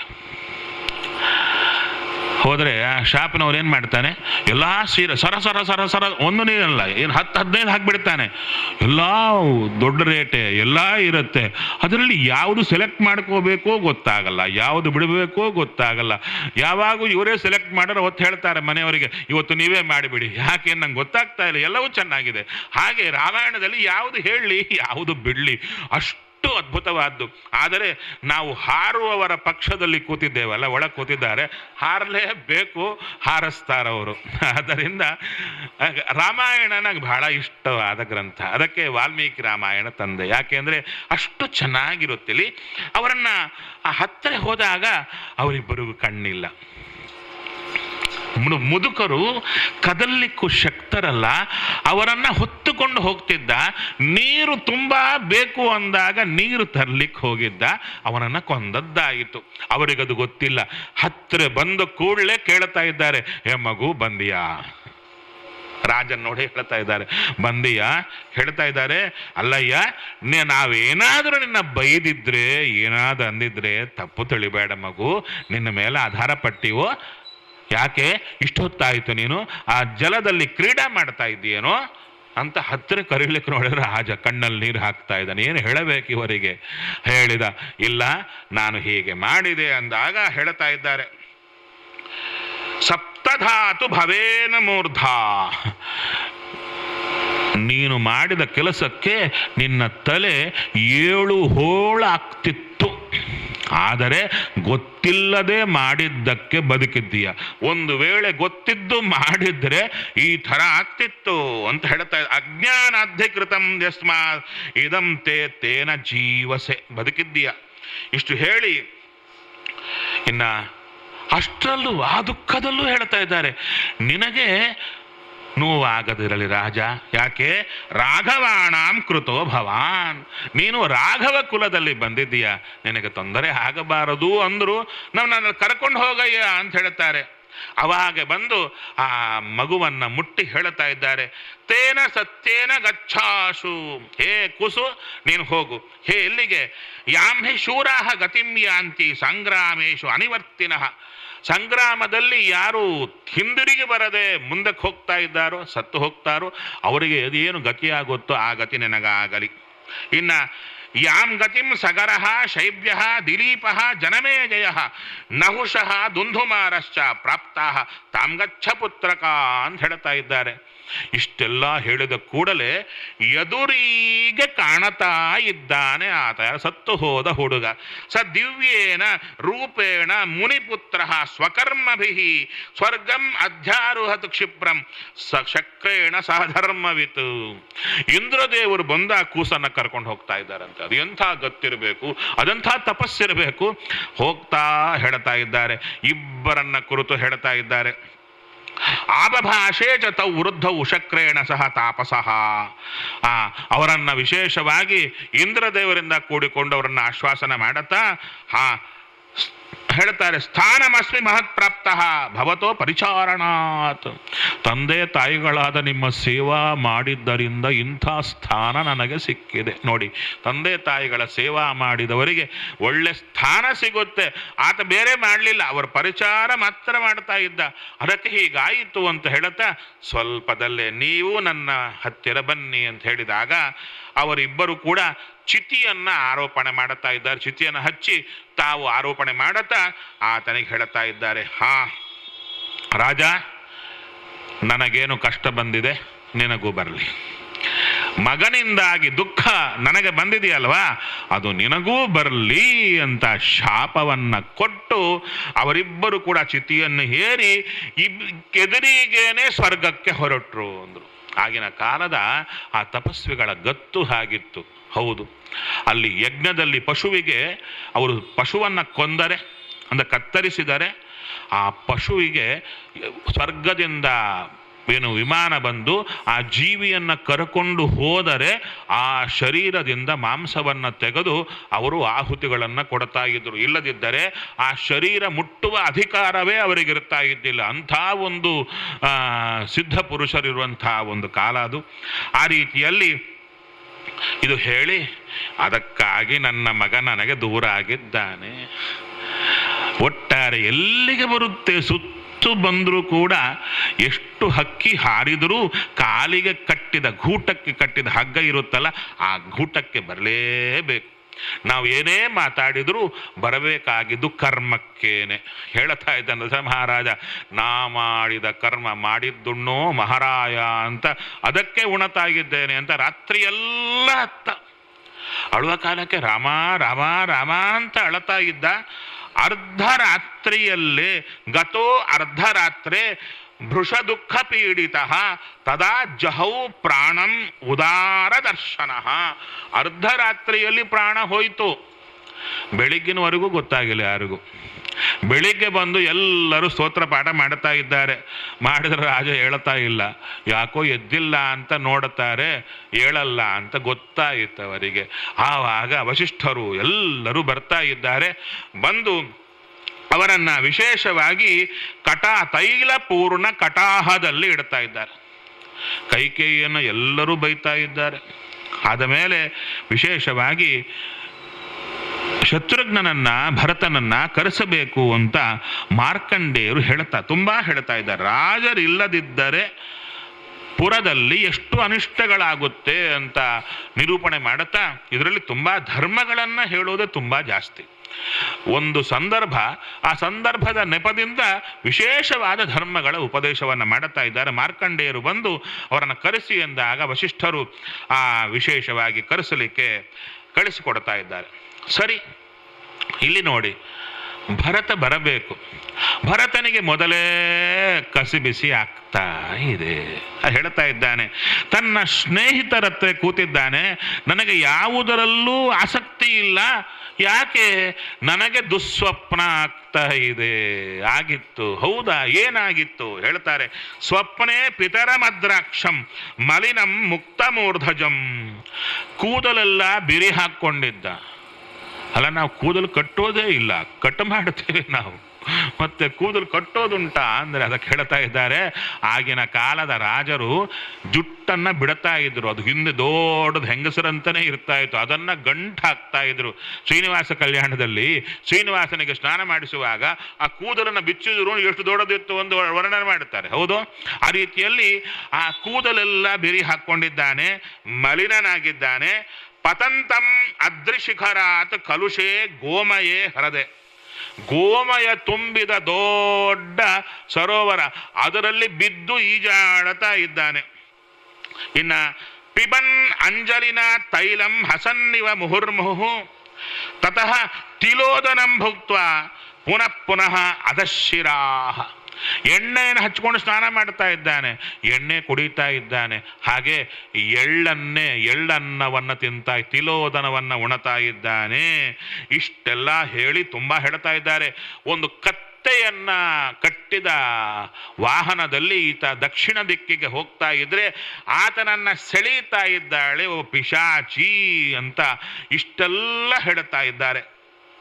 ಪ್ರಹಸಂತೀವ ರಾಜಾನಂ ಪ್ರಮದ ರಕ್ತವಾಸಿನಿ ಪ್ರಕರ್ಷಂತಿ ಮಯಾ ದೃಷ್ಟ. ಆ ರಾಜನನ್ನ ಸೆಳೀತಾ ಇದ್ದಾಳೆ. ಈ ರೀತಿಯಾಗಿ ನನಗೆ ಸ್ವಪ್ನ ಆಯಿತು, ಅದಕ್ಕೆ ಹೆದರ್ತಾ ಇದ್ದೇನೆ. ಅದಕ್ಕೆ ಹೇಳ್ತಾ ಇದ್ದಾರೆ, ಯಾರಾದರೆ ಇಂಥ ರೀತಿಯಾಗಿರತಕ್ಕಂಥ ಸ್ವಪ್ನದಲ್ಲಿ ತನಗೆ ಎಣ್ಣೆ ಕುಡಿಯೋದು, ಎಣ್ಣೆಯಲ್ಲಿ ಸ್ನಾನ ಮಾಡೋದು ಯಾರು ಕಾಣುತ್ತಾರೋ ಅವರಿಗೆ ಶೀಘ್ರದಲ್ಲೇ ಅವರ ತಲೆ ಚಿತಿಯಲ್ಲಿರುತ್ತೆ ಅಂತ ಹೇಳುತ್ತಾರೆ. ಅದನ್ನು ಹೇಳ್ತಾ ಇದ್ದಾನೆ. ಆದ್ದರಿಂದ ನಾನು ದೀನನಾಗಿದ್ದೇನೆ ಹೇಳ್ತಾ ಇದ್ದಾರೆ. ನರಹ ಯಾನೇನ ಯಸ್ವಪ್ನೆ ಖರಯುಕ್ತೇನ ಯಾತಿ ಅಚಿರಾತ್ತಸ್ಯ ಧೂಮ್ರಾಗ್ರಂ ಚಿತಾಯಾಂ ಸಂಪ್ರದುಷ್ಯತೆ. ಇದೆಲ್ಲ ಪ್ರಮಾಣಗಳು ಕೊಡ್ತಾ ಇದ್ದಾರೆ. ಸರಿ, ಅವರನ್ನು ಕರ್ಕೊಂಡು ಬರ್ತಾ ಇದ್ದಾರೆ. ನಂತರ ಬಂದಾಗ ನೋಡುತ್ತಾ ಇದ್ದಾನೆ, ಆ ಪಟ್ಟಣವೇ ದೀನವಾಗಿದೆ. ಒಳಗೆ ಬಂದಾಗ ತಾಯಿಗೆ ನಮಸ್ಕಾರ ಮಾಡುತ್ತಾನೆ. ತಾಯಿ ಮೂಲಕವಾಗೇ ಕೇಳುತ್ತಾ ಇದ್ದಾನೆ, ಏನೋ ತಂದೆ ಹೋಗಿದ್ದಾರೆ. ಅಣ್ಣ ಎಲ್ಲಿ? ಅಣ್ಣ ಹೋಗಿ ಆಯಿತು. ಯಾರು? ನಾನೇ ಕಳಿಸಿದ್ದು. ಆವಾಗ ಬೈಗಳ ಮಳೆ ಶುರುವಾಗ್ತಾ ಇದೆ. ಹೇಳ್ತಾ ಇದ್ದಾರೆ, ಭೀಕರವಾಗಿ ಬೈತಾ ಇದ್ದಾನೆ. ಕುಲಪಾಂಸನಿ, ಕುಲನಾಶ ಮಾಡ್ಲಿಕ್ಕೆ ಬಂದಿದ್ದೀಯಾ? ಅಷ್ಟೇ ಅಲ್ಲ, ಹೇಳ್ತಾ ಇದ್ದಾರೆ, ನಿನ್ನಪ್ಪ ಅಂದ್ರೆ ತನ್ನ ತಾತ, ನಿನ್ನಪ್ಪ ಧರ್ಮಾತ್ಮ, ಆತನಿಗೆ ಹೇಗೆ ಹುಟ್ಟಿದ್ದೀಯಾ ಅಂತ ಬೈತಾ ಇದ್ದಾನೆ. ಅಷ್ಟೇ ಅಲ್ಲ, ಸುಮಂತ ಇನ್ನೂ ಬೈತಾನೆ, ನಿನ್ನ ಅಮ್ಮನೂ ಇಂಥವಳೆ, ಗಂಡನಿಗೆ ಒಂದು ಗುಹ್ಯವಾದ ಪ್ರಾಣಿಗಳ ಭಾಷೆ ಗೊತ್ತಿತ್ತು. ಆ ಪ್ರಾಣಿಗಳು ಏನೋ ಮಾತಾಡ್ತಾ ಇರುವಾಗ ಇಬ್ಬರೇ ಇದ್ದಾಗ ಪ್ರಾಣಿಗಳ ಭಾಷೆಯನ್ನು ಕೇಳಿ ನಕ್ಕರೆ ಹೆಂಡತಿ ಕೇಳುತ್ತಾಳೆ, ನನಗೆ ಹೇಳಿ ಯಾಕೆ ನಕ್ಕಿದ್ದೀರಾ? ಹೇಳಿದ್ರೆ ನನ್ನ ಪ್ರಾಣ ಹೋಗುತ್ತೆ ಅಂತ ಹೇಳ್ತಾನೆ. ಆಗ ನಿಮ್ಮ ಪ್ರಾಣ ಹೋದ್ರೂ ಪರವಾಗಿಲ್ಲ, ನಂಗೆ ಹೇಳಿ ಅಂತ ಹೇಳ್ತಾಳೆ. ಅವಾಗ ನೋಡುತ್ತಾರೆ, ಮುನಿಗಳ ಮಾತನ್ನು ಕೇಳುತ್ತಾರೆ. ಕೇಳಿ ಅಂಥವಳನ್ನು ಬಿಟ್ಟು ಹೋಗು ಅಂದಾಗ ಬಿಟ್ಟು ಪರ್ವತಕ್ಕೆ ತಪಸ್ಸಿಗೆ ಹೋಗ್ತಾನೆ. ಅಂಥ ತಾಯಿಗೆ ಹುಟ್ಟಿದವಳು, ನಿನ್ನ ಬುದ್ಧಿ ಹೇಗಿರಬೇಕು, ನಿನಗೆ ಹೀಗೆ ಇದೆ ಅಂತ ತುಂಬ ಬೈತಾರೆ. ಸರಿ, ತದನಂತರ ದಶರಥ ಮಹಾರಾಜನ ಧರ್ಮ ಕಾರ್ಯಗಳೆಲ್ಲ ಆಗ್ತಾ ಇವೆ. ಅಲ್ಲಿ ಹೇಳ್ತಾ ಇದ್ದಾರೆ, 13ನೇ ದಿನ ಸಾಮಾನ್ಯ ನಮಗೆ ಅಸ್ಥಿ ಸಂಚಯನ ಎಂಬುದು ಇಲ್ಲಿ ವಿಶೇಷವಾಗಿ 4ನೇ ದಿನ ಮಾಡುತ್ತೀವಿ.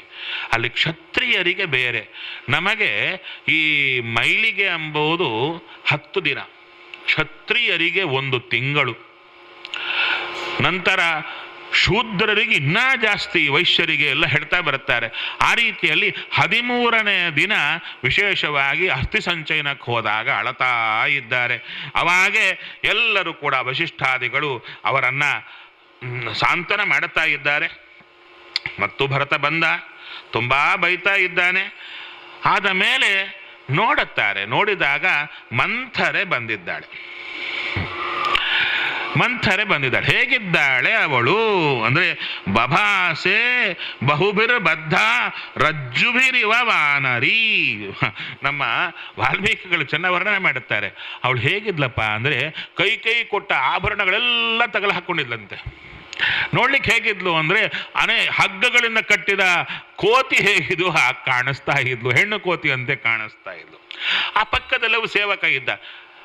ಹೇಳಿದ ಶತ್ರುಘ್ನಿಗೆ, ಹೇ ಶತ್ರುಘ್ನ, ಇವಳೇ ನೋಡು, ಇವಳೇ ಎಲ್ಲ ಮಾಡಿದ್ದು ಅಂತ ಹೇಳಿದಾಗ ಶತ್ರುಘ್ನಿಗೆ ಸಿಟ್ಟು ಬಂದು ಅವಳ ಜುಟ್ಟನ್ನು ಹಿಡಿದು ಸೆಳೆಕೊಂಡೇ ಬರ್ತಾ ಇದ್ದಾನೆ, ಚೀರತಾ ಇದ್ದಾಳೆ. ಅದನ್ನು ನೋಡಿ ಕೈಕೇಯಿಗೆ ಹೆದರಿಕೆ ಆಯಿತು, ಎಲ್ಲಿ ನನ್ನ ಕೊಂದು ಬಿಡ್ತಾನೋ ಅಂತ ಹೆದರಿ ಮೂಲೆಗೆ ಹೋಗ್ತಾ ಇದ್ದಾಳೆ. ಅಂಥ ಕಾಲಕ್ಕೆ ಭರತ ಹೇಳ್ತಾ ಇದ್ದಾನೆ, ನಾನು ಕೊಲ್ತಿದ್ದೆ, ನೀನೇನು ಶತ್ರುಘ್ನ ಕೊಲ್ಲೋದು? ನನ್ನ ತಾಯಿಯನ್ನು ನಾನೇ ಕೊಂದು ಬಿಸಾಡುತ್ತಾ ಇದ್ದೆ, ಅಷ್ಟು ಸಿಟ್ಟಿದೆ ನನಗಿವಾಗ. ತಾಯಿಯ ಮೇಲೆ ಚೂರು ಅಭಿಮಾನ ಇಲ್ಲ, ಇವಳನ್ನು ಕೊಂದು ಬಿಡುತ್ತಾ ಇದ್ದೆ. ಸುಮ್ಮನೆ ಹಾಕಿದ್ದೇನೆ ಗೊತ್ತಾ? ಶತ್ರುಘ್ನ ಕೇಳಿದ, ಯಾಕೆ ಸುಮ್ಮನೆ ಇದ್ದೀಯಾ? ಯಾಕೆ ಗೊತ್ತಾ, ಸ್ತ್ರೀಯರನ್ನ ಹತ್ಯೆ ಮಾಡಿದವರನ್ನ ಕಣ್ಣಿಂದಲೂ ನೋಡಲ್ಲ ರಾಮಚಂದ್ರ, ಅದಕ್ಕಾಗಿ ಸುಮ್ಮನಿದ್ದೇನೆ. ನಮ್ಮನ್ನು ಮಾತಾಡಿಸಲ್ಲ ರಾಮಚಂದ್ರ, ತ್ವಾಂಚ ಮಾಂಚೈವ ಧರ್ಮಾತ್ಮ ನಾವಿಭಾಷ್ಯತೆ ಧ್ರುವಂ. ನಮ್ಮನ್ನು ಮಾತಾಡಿಸೋದಿಲ್ಲ ರಾಮ, ಅದಕ್ಕಾಗಿ ರಾಮನಿಗಾಗಿ ಇವನು ಬಿಡ್ತಾ ಇದ್ದೇನೆ ಅಂತ ಹೇಳ್ತಾರೆ. ಸರಿ, ಇಷ್ಟೆಲ್ಲ ಆದ ಮೇಲೆ ಎಲ್ಲರೂ ಬಂದರು. ಭರತ, ನೀನು ರಾಜ್ಯವನ್ನು ಅಂಗೀಕಾರ ಮಾಡಬೇಕು ಅಂತ ಹೇಳ್ತಾ ಇದ್ದಾರೆ. ಭರತ ಹೇಳ್ತಾ ಇದ್ದಾನೆ, ಸರ್ವಥ ಇಲ್ಲ, ರಾಮ ಬಂದೇ ಬರ್ತಾನೆ, ರಾಮನಿಗೆ ಪಟ್ಟಾಭಿಷೇಕ ಆಗಬೇಕು ಅಂತ. ಯದ್ಯಪಿ ರಾಮಚಂದ್ರ ತನ್ನ ಪಟ್ಟಾಭಿಷೇಕದ ಕುಂಭಗಳೇನಿಟ್ಟಿದ್ದರಲ್ಲ, ಕಲಶಗಳು, ಅದನ್ನು ವ್ಯರ್ಥ ಮಾಡಬಾರದು ಅಂತ ನನಗೆ ವ್ರತಸ್ನಾನಕ್ಕಾಯಿತು ಅಂದರೆ ತಪಸ್ವಿ ಆಗಲಿಕ್ಕೆ ನಾನು ವ್ರತಸ್ನಾನ ಮಾಡಬೇಕು ಅಂತ ಸ್ನಾನ ಮಾಡಿ ಹೊರಟಿದ್ದ. ಇವಾಗ ಕರ್ಕೊಂಡು ಬರ್ತೇನೆ ಅಂತ ಚೆನ್ನಾಗಿ ಹೊರಡ್ತಾ ಇದ್ದಾರೆ. ಆವಾಗ ಮತ್ತು ವಸಿಷ್ಠರು ಬರ್ತಾ ಇದ್ದಾರೆ. ಇಲ್ಲ, ಸ್ವಲ್ಪ ಆಲೋಚನೆ ಮಾಡು, ರಾಮ ಬರುವಂತೆ ಇಲ್ಲ, ನೀನೇ ರಾಜ್ಯ ಮಾಡಬೇಕಾಗುತ್ತೆ, ರಾಮ ತನ್ನ ಮಾತನ್ನು ಮೀರಲ್ಲ, ಆದ ಕಾರಣ ನೀನೇ ಇರು ಅಂದರೆ, ಇಲ್ಲ ಸ್ವಾಮಿ ನಾನು ಹೋಗಿ ಬರ್ತೇನೆ. ಅವಾಗ ಎಲ್ಲರೂ ಸೇರಿ ಹೊರಡುತ್ತಾ ಇದ್ದಾರೆ. ಅಲ್ಲ, ರಾಮನ ಕರ್ಕೊಂಡು ಬರಬೇಕಾದ್ರೆ 8 ಜನ ಹೊರಡ್ಬೋದು, ಒಂದು 10 ಜನ ಸಾಕು. ಚತುರಂಗ ಬಲ ಸೈನ್ಯದಿಂದ ಬರ್ತಾ ಇದ್ದಾನೆ ಭರತ. ಯಾರಿಗಾದರೂ ಡೌಟ್ ಬರಲ್ವಾ, ಈತ ಕರ್ಕೊಂಡು ಬರ್ಲಿಕ್ಕೆ ಹೋಗ್ತಾ ಇದ್ದಾನೋ ಅಥವಾ ಮುಗಿಸಿ ಬರ್ಲಿಕ್ಕೆ ಹೋಗ್ತಾ ಇದ್ದಾನೋ? ಎಲ್ಲರಿಗೂ ಸಂಶಯ ಬರ್ತಾ ಇದೆ. ಆದರೆ ಭರತನಿಗೆ ಮಾತ್ರ ಗೊತ್ತು. ಏನದು?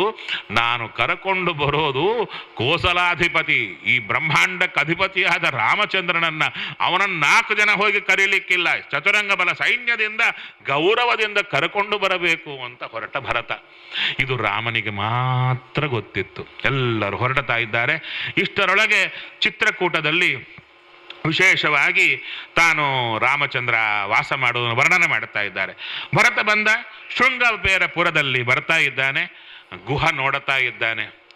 ಈ ಭರತ ಬಂದ, ಅಲ್ಲ ಒಬ್ಬನೇ ಬರ್ಬೋದಲ್ಲ, ರಾಮನ ಕರ್ಕೊಂಡ್ಬರ್ಬೋದಾದ್ರೆ ಇಷ್ಟು ಜನ ಕಟ್ಕೊಂಡು ಯಾಕೆ ಬಂದ? ನೋಡುತ್ತಾ ಇದ್ದಾನೆ. ನೋಡಿ ತನ್ನ ಎಲ್ಲ ಸೈನ್ಯವನ್ನು ಸಿದ್ಧ ಮಾಡಿದ, ನಾವೆಗಳು ಸಿದ್ಧ ಮಾಡಿದ. ಎಷ್ಟು ಗುಹನತ್ರ ನಾವೆಗಳು ಎಷ್ಟಿತ್ತು ಗೊತ್ತಾ? ಚಿಕ್ಕ ಡೋಣಿ ಅಲ್ಲ, ನಾವಾಂ ಶತಾನಾಂ ಪಂಚಾನಾಂ, 500 ನಾವೆಗಳು, ದೊಡ್ಡ ದೊಡ್ಡ ನಾವೆಗಳು. ಎಷ್ಟು ಅಂದರೆ ಭರತನ ಚತುರಂಗ ಬಲ ಸೈನ್ಯವನ್ನೇ ಗಂಗೆಯನ್ನು ದಾಟಿಸುವ ನಾವೆಗಳಿರುವ ಗುಹೆಯಲ್ಲಿ, ಒಂದು ಡೋಣಿಯಲ್ಲಿ ಓಡಾಡುವ ಗುಹನ ಕಲ್ಪನೆಯಲ್ಲಿ ಎಲ್ಲ ನಮ್ಮಲ್ಲಿ ಕಥೆಗಳು ಬಂದ್ಬಿಟ್ಟಿವೆ, ಎಲ್ಲ ಹಾಗಾಗಿದೆ. ಸರಿ, ನಂತರ ಗುಹನತ್ರ ಬರ್ತಾ ಇದ್ದಾರೆ. ಗುಹ ಬಂದ, ನೋಡೋಣ ಅದರ ಬುದ್ಧಿಯಲ್ಲಿ ಏನಿದೆ ಅಂತ. ಅದಕ್ಕೆ ಕೇಳ್ತಾ ಇದ್ದಾನೆ, ಯಾಕೆ ಬಂದೀಯ? ರಾಮನ ಕರ್ಕೊಂಡು ಹೋಗ್ಲಿಕ್ಕೋ ಮುಗಿಸ್ಲಿಕ್ಕೋ?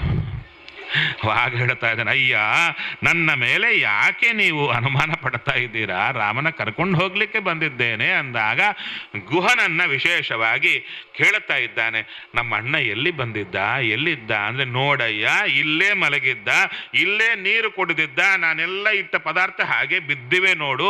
ನಿಮ್ಮ ಅಣ್ಣ ಅಲ್ಲಿ ಹೊರಟಿದ್ದಾನೆ, ಗಂಗೆಯನ್ನು ದಾಟಿ ಹೊರಟಿದ್ದಾನೆ ಭರದ್ವಾಜರ ಆಶ್ರಮಕ್ಕೆ ಅಂತ ಇಷ್ಟೆಲ್ಲ ಹೇಳಿದಾಗ ಅಲ್ಲಿ ವಿಶೇಷವಾಗಿ ಅದಕ್ಕೆ ಹೇಳ್ತಾ ಇದ್ದಾನೆ, ಮಾಭೂತ್ ಸಕಾಲೋ ಯತ್ ಕಷ್ಟಂ ನಮಾಂ ಶಂಕಿತು ಮರ್ಹಸಿ. ಹೇ ಗುಹ, ನನ್ನ ಶಂಕ ಪಡಬೇಡ ಅಂತ ಹೇಳಿದ್ದಕ್ಕೆ ರಾಮ ಹೋದ ಮಾರ್ಗವನ್ನ ಚೆನ್ನಾಗಿ ತಿಳಿಸಿಕೊಡ್ತಾ ಇದ್ದಾರೆ. ಭರತನ ಜೊತೆಗೆ ಅವರ ತಾಯಂದಿರು ಬಂದಿದ್ರು, ವಶಿಷ್ಠರು ಬಂದಿದ್ರು, ಎಲ್ಲರೂ ಬಂದರು. ನಂತರ ಭರದ್ವಾಜರ ಆಶ್ರಮಕ್ಕೆ ಬರ್ತಾ ಇದ್ದಾರೆ. ಭರದ್ವಾಜರಲ್ಲಿ ಪಾಠವನ್ನು ಮಾಡ್ತಾ ಕೂತಿದ್ದಾರಂತೆ. ವಶಿಷ್ಠರು ಬಂದ ಕೂಡಲೇ ದಿಗ್ಗನೆ ಹೇಳ್ತಾ ಇದ್ದಾರಂತೆ, ಆಸನ ಅಥವಾ ಉಚ್ಚಚಾಲ ಅಂತ ಹೇಳ್ತಾ ಇದ್ದಾರೆ. ಎದ್ದು ಶಿಷ್ಯರಿಗೆ ಹೇಳ್ತಾ ಅರ್ಘ್ಯ ಅಂತ ಹೇಳ್ತಾ ಇದ್ದಾರೆ. ಆವಾಗ ವಶಿಷ್ಠರಿಗೆ ಅರ್ಘ್ಯ ಪಾದ್ಯ ಎಲ್ಲ ಕೊಡ್ತಾ ಇದ್ದಾರೆ. ನಂತರ ನಿಮ್ಮ ದರ್ಶನ ಮಾಡಿಕೊಂಡು ರಾಮನತ್ರ ಹೋಗಲಿಕ್ಕೆ ಬಂದಿದ್ದೇವೆ. ಆವಾಗ ಭರದ್ವಾಜರು ಹೇಳ್ತಾ ಇದ್ದಾರೆ, ಸ್ವಲ್ಪ ಇವತ್ತು ರಾತ್ರಿ ಇಲ್ಲೇ ಇದ್ದು ಹೋಗಿ, ಸಂಜೆ ಆಗ್ತಾ ಇದೆ. ಅಲ್ಲ ಸ್ವಾಮಿ, ಇಷ್ಟು ಜನಕ್ಕೆ ಊಟ ನಿಮಗೆಲ್ಲ ಆಗುತ್ತೆ, ನಾನು ವ್ಯವಸ್ಥೆ ಮಾಡ್ತೇನೆ, ಚತುರಂಗ ಬಲ ಸೈನ್ಯಕ್ಕೆ ಊಟದ ವ್ಯವಸ್ಥೆ ಮಾಡ್ತೇನೆ ಅಂದರು. ಸರಿಯಪ್ಪ, ವಶಿಷ್ಠರು ಹೇಳಿದರು, ಅವ್ರ ಮಾತು ಕೇಳಯ್ಯ. ಆವಾಗ ಪೂರ್ವ ದಿಕ್ಕಿಗೆ ದರ್ಭೆಗಳನ್ನು ಹಾಕಿ ಕೂಡ್ತಾ ಇದ್ದಾರೆ ಭಾರದ್ವಾಜರು. ಅಂದರೆ ಬ್ರಾಹ್ಮಣರ ಶಕ್ತಿ ಅಂಥದ್ದು ಅಂತ ನೋಡ್ತಾ ಇದ್ದಾರೆ. ಹೇಳ್ತಾ ಇದ್ದಾರೆ ವಿಶೇಷವಾಗಿ, ಆಹ್ವಯೇ ವಿಶ್ವಕರ್ಮಾಣಮಹಂ ತ್ವಷ್ಟಾರಮೇವ ಚ ಆತಿಥ್ಯಂ ಕರ್ತುಮಿಚ್ಛಾಮಿ ತತ್ರ ಮೇ ಸಂವಿಧೀಯತಾಂ ಆಹ್ವಯೇ ಲೋಕಪಾಲಾನ್ ತ್ರೀನ್ ದೇವಾನ್ ಶಕ್ರಪುರೋಗಮಾನ್. ನಾನು ಆತಿಥ್ಯ ಮಾಡಬೇಕೆಂದಿದ್ದೇನೆ, ಎಲ್ಲ ದೇವಗಣಗಳು, ಗಂಧರ್ವಗಣಗಳು, ಅಪ್ಸರ್ವಗಣಗಳು ಎಲ್ಲರೂ ಬರಲಿ ಅಂದರು. ಅಲ್ರಿ, ನಾವು ಕರೆದ್ರೆ ಬರ್ತಾರ? ಎಲ್ಲರೂ ಪ್ರತ್ಯಕ್ಷ ನೋಡ್ತಾರೆ. ಎಷ್ಟು ಜನ ಇದ್ದಾರೆ? ಚತುರಂಗ ಬಲ ಸೈನ್ಯ, ಹಾಲಿನ ನದಿ, ಜೇನಿನ ನದಿ, ಅವರು ಕುಡಿಯುವಂಥ ಮೈರ, ಆ ಮೈರೆಯ ನದಿ, ಮಾಂಸ, ಅವರು ತಿನ್ನುವ ಭಕ್ಷ್ಯ ಭೋಜ್ಯ ಅನ್ನ ಪರ್ವತಗಳಂತೆ ರಾಶಿ. ಅವರನ್ನು ಸೇವಾ ಮಾಡಲಿಕ್ಕೆ ಒಬ್ಬೊಬ್ಬರು ಕೂಡ 5,000 10,000 ಅಷ್ಟು ಜನ ಅಪ್ಸರಶಾಸ್ತ್ರೀಯರನ್ನ, ಗಂಧರ್ವರನ್ನ ಎಲ್ಲರ ಕಳಿಸ್ಕೊಡ್ತಾ ಇದ್ದಾರೆ. ಯಾರು? ದೇವತೆಗಳು. ಯಾರಿಗೆ? ಒಬ್ಬ ಬ್ರಾಹ್ಮಣನ ಮಾತಿಗೆ ಎಷ್ಟು ತಪಸ್ಸಿರಬೇಕು. ಎಲ್ಲರೂ ಬಂದರು. ರಾತ್ರಿ ಎಲ್ಲರೂ ಕೂಡ ಎಂದೂ ಸುಖ ಪಡಲಾರದಷ್ಟು. ಅಷ್ಟೇ ಅಲ್ಲ, ಬರೀ ನೆಲದ ಮೇಲೆ ಮಲಗಿಲ್ಲ, ಬಿಲ್ಡಿಂಗ್ ಕನ್ಸ್ಟ್ರಕ್ಷನ್ ಆಗಿಬಿಡ್ತು. ರಾತ್ರಿ ವಿಶ್ವಕರ್ಮ ಬಂದಿದ್ದಾರೆ, ರಾಜನಿಗೆ ಬೇಕಾದ ಒಳ್ಳೆ ಭವನ ನಿರ್ಮಾಣ ಆಗಿದೆ. ಎಲ್ಲರೂ ಹಂಸತೂಲಿಕಾ ತಲ್ಪ ಎಲ್ಲ ಆಗಿದೆ. ಬೆಳಿಗ್ಗೆ ಎದ್ರು, ನಾವು ಬರ್ತೀವಿ ಸ್ವಾಮಿ ಅಂದರು. ಆಯಿತು, ನೀವು ಹೋಗಿ ಬನ್ನಿ. ಅಲ್ಲ, ಈ ಕನ್ಸ್ಟ್ರಕ್ಷನ್ ಎಲ್ಲ ನೋಡಿ, ಒಂದು ಕ್ಷಣದಲ್ಲಿ ಎಲ್ಲ ದೃಶ್ಯ, ಏನೂ ಇಲ್ಲ. ಅಲ್ಲ, ಇತ್ತಲ್ಲ ಮತ್ತಲ್ಲಿ ನಾವಿರ್ಬೋದು? ಇಲ್ಲೇ ಇಲ್ಲ, ನಾವು ಕಾಡಲ್ಲೇ ಇರ್ತೇವೆ, ಗಡ್ಡೆ ಗೆಣಸು ತಿಂದೇ ಇರ್ತೇವೆ. ಇನ್ನೊಬ್ಬರಿಗಾಗಿ ತಪಶಕ್ತಿ ಎಂಬುದನ್ನು ಭರದ್ವಾಜರು ತೋರಿದರು. ನಂತರ ಚಿತ್ರಕೂಟಕ್ಕೆ ಹೋಗಲಿಕ್ಕೆ ಭರತ ಹೊರಡ್ತಾ ಇದ್ದಾನೆ. ಇಲ್ಲಿ ಎಲ್ಲ ಮೃಗಗಳಿಗೆ ಭಯ. ಚತುರಂಗ ಬಲ ಸೈನ್ಯ ಬಂದರೆ ಕಾಡಲ್ಲಿ ಮೃಗಗಳಿಗೆ ಭಯ ಆಗಲ್ವಾ? ಓಡುತ್ತಾ ಇವೆ. ರಾಮ ಹೇಳ್ತಾನೆ, ಹೇ ಸೌಮಿತ್ರಿ, ಈ ಕಾಡಲ್ಲಿ ಮೃಗಗಳೆಲ್ಲ ಓಡುತ್ತಾ ಇವೆ, ಯಾಕೋ ನೋಡಯ್ಯ ಅಂದಾಗ ಆ ಗಿಡವನ್ನ ಏರುತ್ತಾನೆ ಸೌಮಿತ್ರಿ. ಹೇಳ್ತಾ ಇದ್ದಾರೆ, ಆವಾಂ ಹಂತುಂ ಸಮಭ್ಯೇತಿ ಕೈಕೇಯ್ಯ ಭರತ ಸುತಃ. ಹೇ ರಾಮಚಂದ್ರ, ನೋಡು, ಚತುರಂಗ ಬಲ ಸೈನ್ಯದಿಂದ ಬರ್ತಾ ಇದ್ದಾನೆ ಭರತ. ಯಾಕೆ? ನಿನ್ನ ಕೊಲ್ಲಿಕ್ಕೆ ಗೊತ್ತಾ? ನಮ್ಮ ಇಬ್ಬರನ್ನ ಕೊಲ್ಲಿಕ್ಕೆ. ಒಂದು ಕ್ಷಣ ಹೇಳು, ಅವನನ್ನು ಕೊಂದು ಬಿಸಾಡುತ್ತೇನೆ. ಇಡೀ ಸೈನ್ಯ ಸಹಿತವಾಗಿ ಆ ಭರತನನ್ನ ಕೊಲ್ಲುವ ತಾಕತ್ತು ನನಗಿದೆ ರಾಮಚಂದ್ರ, ಒಂದು ಕ್ಷಣ ಆಜ್ಞಾ ಕೊಡು ಅಂತಾನೆ. ಲಕ್ಷ್ಮಣನ ಶಕ್ತಿ ಅಂತಹದ್ದು. ನಾವೇ ಒಳಗೆ ಒಂದು ಕಲ್ಲಿನಲ್ಲಿ ಹೀಗೆ ನಿಂತಿರ್ತಾನೆ ಅಂದ್ರೆ ಇಂಥ ಶಕ್ತಿ. ಇಡೀ ಬ್ರಹ್ಮಾಂಡವನ್ನೇ ಸಾಸಿವೆ ಕಾಳಿನಂತೆ ಧಾರಣೆ ಮಾಡಿದಂಥ ಶೇಷದೇವರು ಆ ರಾಮನ ಪಾದಕ್ಕೆ ಬಿದ್ದಿದ್ದಾರೆ. ಅದಕ್ಕೆ ಹೇಳ್ತಾ ಇದ್ದಾರೆ, ಅವಾಗ ರಾಮಚಂದ್ರ ಹೇಳ್ತಾ ಇದ್ದಾನೆ, ಅಲ್ಲಯ್ಯ ಲಕ್ಷ್ಮಣ, ಭರತನ ಪರಿಚಯ ಇಲ್ಲೇ ನಿನಗೆ? ಸಿಟ್ಟು ಕಡಿಮೆ ಮಾಡು. ಯಾಕೆ? ಭರತ ಒಳ್ಳೆವಾ. ನನ್ನ ಪ್ರಕಾರ ನನ್ನನ್ನು ಕರ್ಕೊಂಡು ಹೋಗ್ಲಿಕ್ಕೆ ಬರ್ತಾ ಇದ್ದಾನೆ ಭರತ ಅಂದ್ರು. ಅಲ್ಲ ಲಕ್ಷ್ಮಣ, ಅಲ್ಲ ನನಗೆ ಗೊತ್ತಾಗಿ ನಿಂಗೆ ಗೊತ್ತಾಯಿತು? ನಾನು ಅವನ ಒಳಗಿದ್ದೇನಾದ್ದರಿಂದ. ಭರತನ ಒಳಗಿರುವ ನಾನು, ನೀನು ಹೊರಗಿರುವವ. ಆದ್ದರಿಂದ ಒಳಗಿದ್ದು ಬುದ್ಧಿ ಪ್ರೇರಕ ನಾನೇನಯ್ಯ, ನಾನೇ ಬುದ್ಧಿ ಕೊಟ್ಟಿದ್ದೇನೆ ನನ್ನ ಕರ್ಕೊಂಡು ಹೋಗ್ಲಿಕ್ಕೆ. ಆದ್ದರಿಂದ ಬರ್ತಾ ಇದ್ದಾನೆ. ಅವಾಗ ಬಂದ ಭರತ ಎಲ್ಲಿದ್ದಾನೆ ರಾಮ ಅಂತ ಹುಡುಕಿದರೆ ಕಾಣಿಸಿದ. ನಮಸ್ಕಾರ ಮಾಡುತ್ತಾ ಇದ್ದಾನೆ. ಬಂದು ಅಳತಾ ಇದ್ದಾನೆ. ರಾಮಚಂದ್ರ ಸಾಂತ್ವನ ಮಾಡುತ್ತಾ ಇದ್ದಾನೆ. ಇನ್ನ ರಾಮಚಂದ್ರನನ್ನ ಕೇಳುತ್ತಾ ಇದ್ದಾನೆ, ಹೇ ರಾಮ, ನೀನು ಬರಬೇಕಯ್ಯ, ನಮ್ಮ ಜೊತೆಗೆ ಬಂದು ಬಿಡಬೇಕು ಅಂತ ಹೇಳಿದಾಗ ಅವಾಗ ರಾಮಚಂದ್ರ ಹೇಳ್ತಾ ಇದ್ದಾನೆ, ನಾನು ಬರೋದಿಲ್ಲ. ಅವಾಗ ಸಂದರ್ಭದಲ್ಲಿ ನೋಡಿ, ಬಂದು ಕೂಡಲೇ ನೀನು ಬರಬೇಕು ಅಂತ ಮಾತಾಡ್ತಾ ಇದ್ದಾರೆ. ಅಪ್ಪ ಹೋದದ್ದನ್ನು ಮೊದಲು ಹೇಳಿಲ್ಲ, ನಂತರ ಹೇಳ್ತಾ ಇದ್ದಾರೆ. ತಂದೆ ಹೋದದ್ದನ್ನು ಹೇಳಿದರೆ ಆವಾಗ ವಿಶೇಷವಾಗಿ ರಾಮಚಂದ್ರ ಲಕ್ಷ್ಮಣ ತಂದೆಗೆ ಪಿಂಡ ಪ್ರದಾನವನ್ನು ಮಾಡಿ, ನಂತರ ಲೋಕದೃಷ್ಟಿಯಲ್ಲಿ ರಾಮನೂ ಅತ್ತ. ಇಲ್ಲೊಂದು ನಮಗೆ ಸಂಶಯ ಬರುತ್ತೆ, ರಾಮ ಮನುಷ್ಯನಾಗಿ ಯಾಕೆ ಬಂದ? ಅಂದರೆ ನಾವು ಮನುಷ್ಯರಾಗಿದ್ದೀವಲ್ಲ, ಮನುಷ್ಯರಾದವ್ರು ಹೀಗಿರಬೇಕು ಅಂತ. ಅವ ನಮ್ಮ ಸಂಶಯ ಬರುತ್ತೆ. ಅಲ್ಲಯ್ಯ, ನೀನು ಮನುಷ್ಯನಾಗಿ ಬಂದು ಕೆಲವು ಕಾಲ ದೊಡ್ಡ ದೊಡ್ಡ ಶಕ್ತಿಗಳೆಲ್ಲ ತೋರಿದ್ದೀಯ. ಗರುಡ ದೇವರನ್ನ ಕರೆಸ್ತೀಯ, ಅವ್ರನ್ನ ಕರೆಸ್ತೀಯ, ಇವ್ರನ್ನ ಕರೆಸ್ತೀಯ. ಮತ್ತೆ ನಿನ್ನ ಕಷ್ಟ ಬಂದಾಗ ದೇವತಾ ರೂಪ ತಗೊಂಡ್ಬಿಟ್ಟು ಎಲ್ಲ ಮಾಡ್ತೀಯ. ಮತ್ತು ನಾವು ಮನುಷ್ಯರಾಗಿ ನಿನ್ನನ್ನು ಅನುಸರಿಸೋದು ಹೇಗೆ? ಪ್ರಶ್ನೆ ಬರುತ್ತಾ ಇಲ್ವಾ? ನೀನು ಮನುಷ್ಯನಾಗಿ ಬಂದು ನನ್ನಂತೆ ಇರಿ, ನಿನ್ನಂತೆ ಇರ್ಲಿಕ್ಕೆ ನಮಗಾಗುತ್ತಾ? ಅವಾಗ ರಾಮಚಂದ್ರ ಕೊಟ್ಟ ಉತ್ತರ, ನೀವು ನನ್ನಂತೆ ಎಷ್ಟು ಇರ್ಲಿಕ್ಕಾಗುತ್ತೋ ಅಷ್ಟಿರಿ. ಕಷ್ಟ ಬಂದಾಗ ನನ್ನನ್ನು ನೆನೀರಿ. ನಾನು ನಿಮ್ಮನ್ನ ನನ್ನಂತೆ ಇರುವಂತೆ ಮಾಡುತ್ತೇನೆ ನಿಮ್ಮೊಳಗಿದ್ದು ಅಂತ ರಾಮಚಂದ್ರ ಚೆನ್ನಾಗಿ.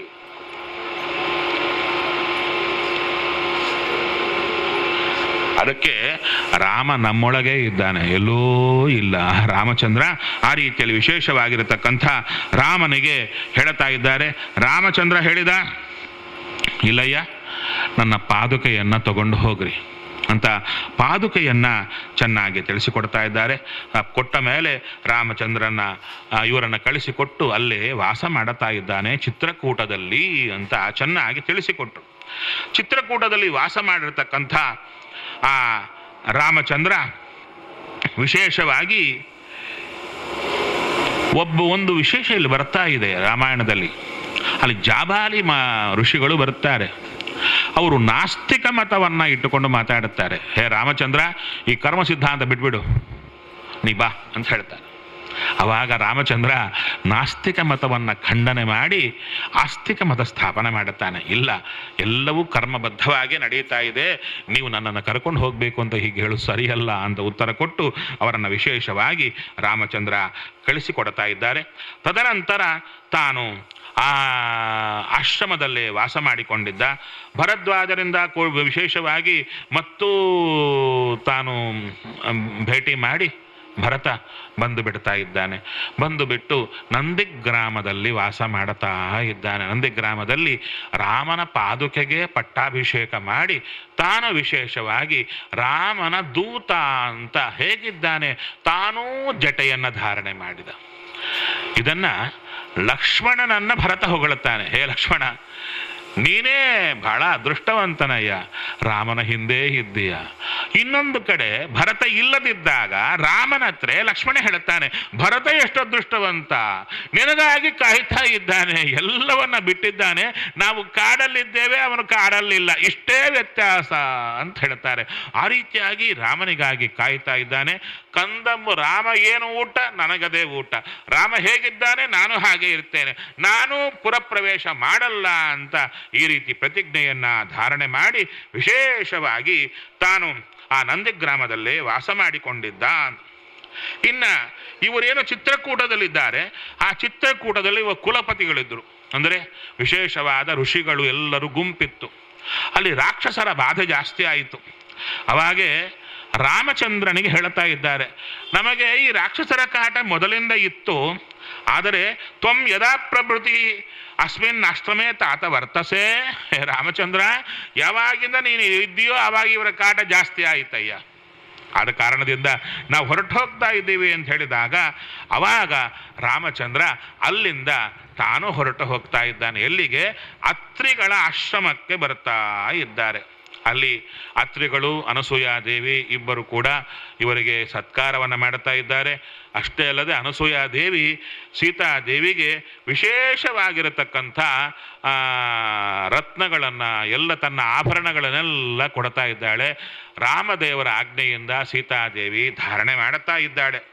ತದನಂತರ ವಿಶೇಷವಾಗಿ ರಾಮಚಂದ್ರ ಅರಣ್ಯವನ್ನ ಪ್ರವೇಶ ಮಾಡಿದ ಅಂತ ಹೇಳ್ತಾ ಇದ್ದಾರೆ.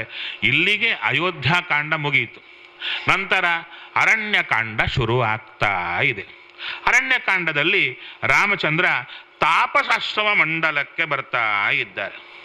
ಆ ಮಂಡಲಕ್ಕೆ ಬಂದಾಗ ಒಬ್ಬ ಅಸುರ ಬರ್ತಾ ಇದ್ದಾನಲ್ಲಿ, ಅವನ ಹೆಸರು ವಿರಾಧ. ಆ ವಿರಾಧ ಇವರಿಬ್ಬರನ್ನ, ಅವನ ಕೈಗಳು ಉದ್ದ, ಅವನು ಇವರನ್ನು ಹಿಡಿಲಿಕ್ಕೆ ಬಂದಾಗ, ಯದ್ಯಪಿ ಇಲ್ಲಿ ಹೇಳ್ತಾ ಇದ್ದಾರೆ ಅವನು ಸೀತೆಯನ್ನೇ ಹೊತ್ತುಕೊಂಡು ಹೋಗ್ತಿದ್ದ. ಅವಾಗ ರಾಮ ಅಳತಾನೆ, ಅಯ್ಯೋ ಲಕ್ಷ್ಮಣ, ಸೀತೆಯನ್ನು ಹೊತ್ಕೊಂಡು ಹೋಗ್ತಾ ಇದ್ದ ನೋಡಯ್ಯ ಅಂತಾರೆ. ಅವಾಗ ಹೇಳುತ್ತಾನೆ ಲಕ್ಷ್ಮಣ, ಯಾಕೆ ರಾಮಚಂದ್ರ ಹೀಗಳತೀಯ? ಅವಾಗ ನಾವು ಎಷ್ಟು ಅಳತಾನೆ ರಾಮಚಂದ್ರ. ಅವಾಗ ನಾವು ರಾಮನನ್ನು ಅನುಸರಿಸಬೇಕು ಅಂದ್ರೆ ನಾವು ಅಳತಾ ಕೊಡಬೇಕು ಅಂತ. ಇಲ್ಲ, ರಾಮಚಂದ್ರ ಹೇಳಿದ, ಹಾಗಲ್ಲ, ಮನುಷ್ಯರಲ್ಲಿ ಹೀಗೂ ಇರ್ತಾರೆ ಹಾಗೂ ಇರ್ತಾರೆ, ಅವಾಗ ಹೇಗೆ ಧೈರ್ಯ ಹೇಳಬೇಕು ಎಂಬುದು ಎಲ್ಲವನ್ನ ತೋರಿಕೊಟ್ಟ. ಅದಕ್ಕೆ ವಿಶೇಷವಾಗಿ ಆ ವಿರಾಧನನ್ನ ಸಂಹಾರ ಮಾಡುತ್ತಾ, ಅವನ ಬಾಹುಗಳನ್ನು ಛೇದನ ಮಾಡುತ್ತಾ ಇದ್ದಾರೆ.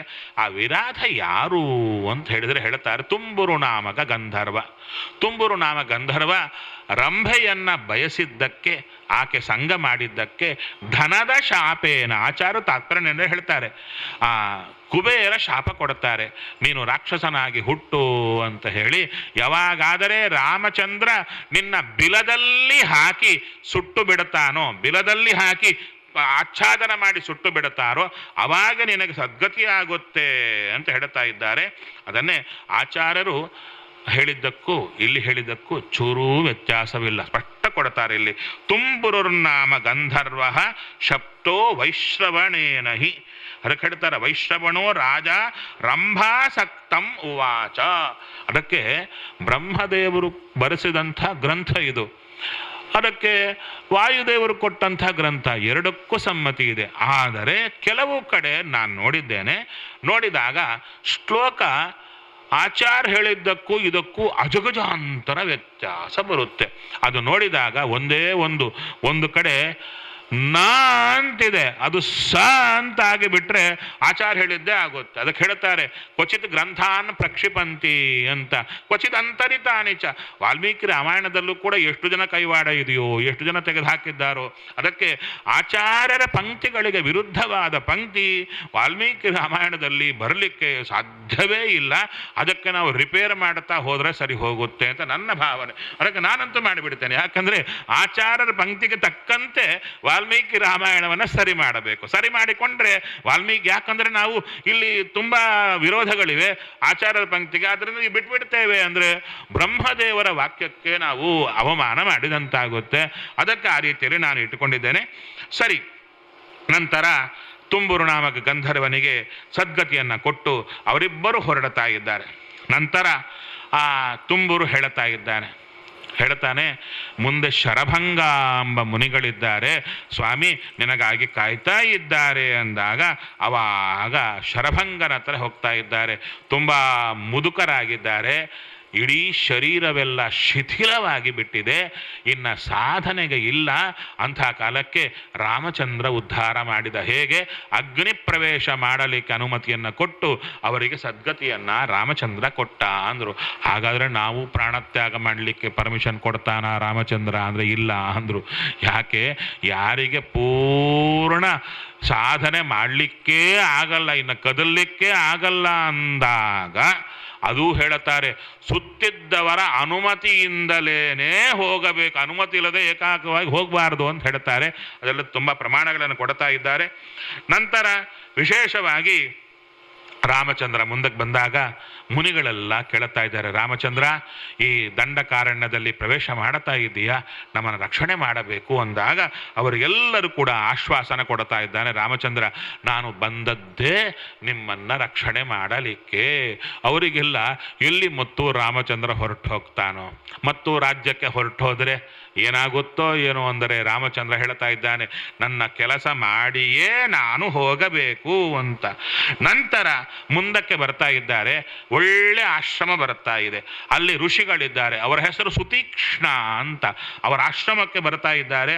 ಅಲ್ಲೇ ರಾತ್ರಿ ಅವರಿಂದ ಸತ್ಕೃತರಾಗಿ ಇದ್ದುಕೊಂಡು ಮುಂದಕ್ಕೆ ಬರ್ತಾ ಇದ್ದಾರೆ. ಅವಾಗ ಸೀತಾದೇವಿ ಒಂದು ಮಾತು ಹೇಳ್ತಾ ಇದ್ದಾಳೆ, ಅಲ್ಲ ನೀವೇನೋ ಈ ಕೊಲ್ಲಿಕ್ಕೆ ಹೊರಟಿದ್ದೀರಿ ರಾಕ್ಷಸರನ್ನ, ಅದಕ್ಕಂತೆ ನೀವು ತಪಸ್ವಿಯಾಗಿರ್ತೀನಿ ಅಂತ ವ್ರತ ಹಿಡಿದಿದ್ದೀರಲ್ವಾ, ಇಂಥ ಕಾಲಕ್ಕೆ ನೀವೇನಿರಬೇಕು, ಅಹಿಂಸಾ ಪಾಲನೆ ಮಾಡಬೇಕು. ಹೌದು, ಅಹಿಂಸೆಯನ್ನು ಪಾಲನೆ ಮಾಡಬೇಕು ಅಂದರೆ ಯಾರನ್ನು ಕೊಲ್ಲಬಾರ್ದು. ಅವಾಗ ಯಾರು ನಮ್ಮ ತಂಟೆಗೆ ಬರಲ್ಲ, ನಾವು ಚೆನ್ನಾಗಿರ್ಬೋದಲ್ಲ ಅಂಬೋದು ನಮ್ಮ ತಲೆಗೆ ಬರುತ್ತೆ. ನಮ್ಮ ಪ್ರಶ್ನೆಯನ್ನು ಸೀತೆ ಇಡ್ತಾ ಇದ್ದಾಳೆ ರಾಮನ ಮುಂದೆ, ಇವರಿಗೆ ಪ್ರಶ್ನೆ ಬರುತ್ತೆ, ಉತ್ತರ ಕೊಡಯ್ಯ. ಅವಾಗ ರಾಮ ಹೇಳ್ತಾ ಇದ್ದಾನೆ, ನಾನು ತಪಸ್ಸನ್ನು ಮಾಡುತ್ತಾ ಇದ್ದರೂ ಅದು ನನಗಾಗಿ, ಆದರೆ ಕ್ಷಾತ್ರ ಧರ್ಮವನ್ನು ನಾನು ಬಿಡಲಿಕ್ಕಿಲ್ಲ, ಲೋಕ ರಕ್ಷಣೆ ನಂದು, ನಾ ಬ್ರಾಹ್ಮಣನಲ್ಲ, ಬ್ರಾಹ್ಮಣ ಬೇರೆ ಕ್ಷತ್ರಿಯ ಧರ್ಮ ಬೇರೆ ಅಂತ ರಾಮಚಂದ್ರ ಚೆನ್ನಾಗಿ ಹೇಳ್ತಾ ಇದ್ದಾನೆ. ಅಷ್ಟೇ ಅಲ್ಲ, ರಾಕ್ಷಸರ ವಧೆಗಾಗಿ ನಾನು ಪ್ರತಿಜ್ಞೆ ಮಾಡಿದ್ದೇನೆ, ನಾನು ಅವರನ್ನು ಸಂಹಾರ ಮಾಡುತ್ತೇನೆ ಅಂತ. ನಂತರ ವಿಶೇಷವಾಗಿ ಆ ಸುತೀಕ್ಷ್ಣಾಶ್ರಮದಲ್ಲಿದ್ದವರು ಸುತ್ತು ನೋಡ್ಕೊಳ್ಳಿಕ್ಕೆ ಹೋದರು. ನಾವು ಹೋಗ್ತೀವಿ ಎಲ್ಲಿಗಾದ್ರೂ ಹೋದರೆ ಸುತ್ತಿದ್ದ ಕ್ಷೇತ್ರಗಳಿಗೆ ಹೋಗಿ ಬರೋಣ ಅಂತ. ಅಲ್ಲಿಗೆ ಹೋಗ್ತಾ ಇದ್ದಾರೆ. ಅಲ್ಲಿ ಪಂಚ ಅಪ್ಸರಸಾಸ್ತೀರ್ಥ ಅಂತ 5 ಜನ ಅಪ್ಸರಶಾಸ್ತ್ರೀಯರು ಒಬ್ಬ ಋಷಿಗಳನ್ನು ಅವರ ತಪಸ್ಸನ್ನು ಭಗ್ನ ಮಾಡಲಿಕ್ಕಾಗಿ ಅಲ್ಲಿ ವಾಸ ಮಾಡಿಕೊಂಡಿದ್ರು, ಅವರು ತಪಸ್ಸು ಮಾಡಿದರು ಅಂತ ವಿಶೇಷವಾಗಿ ಹೇಳ್ತಾ ಇದ್ದಾರೆ.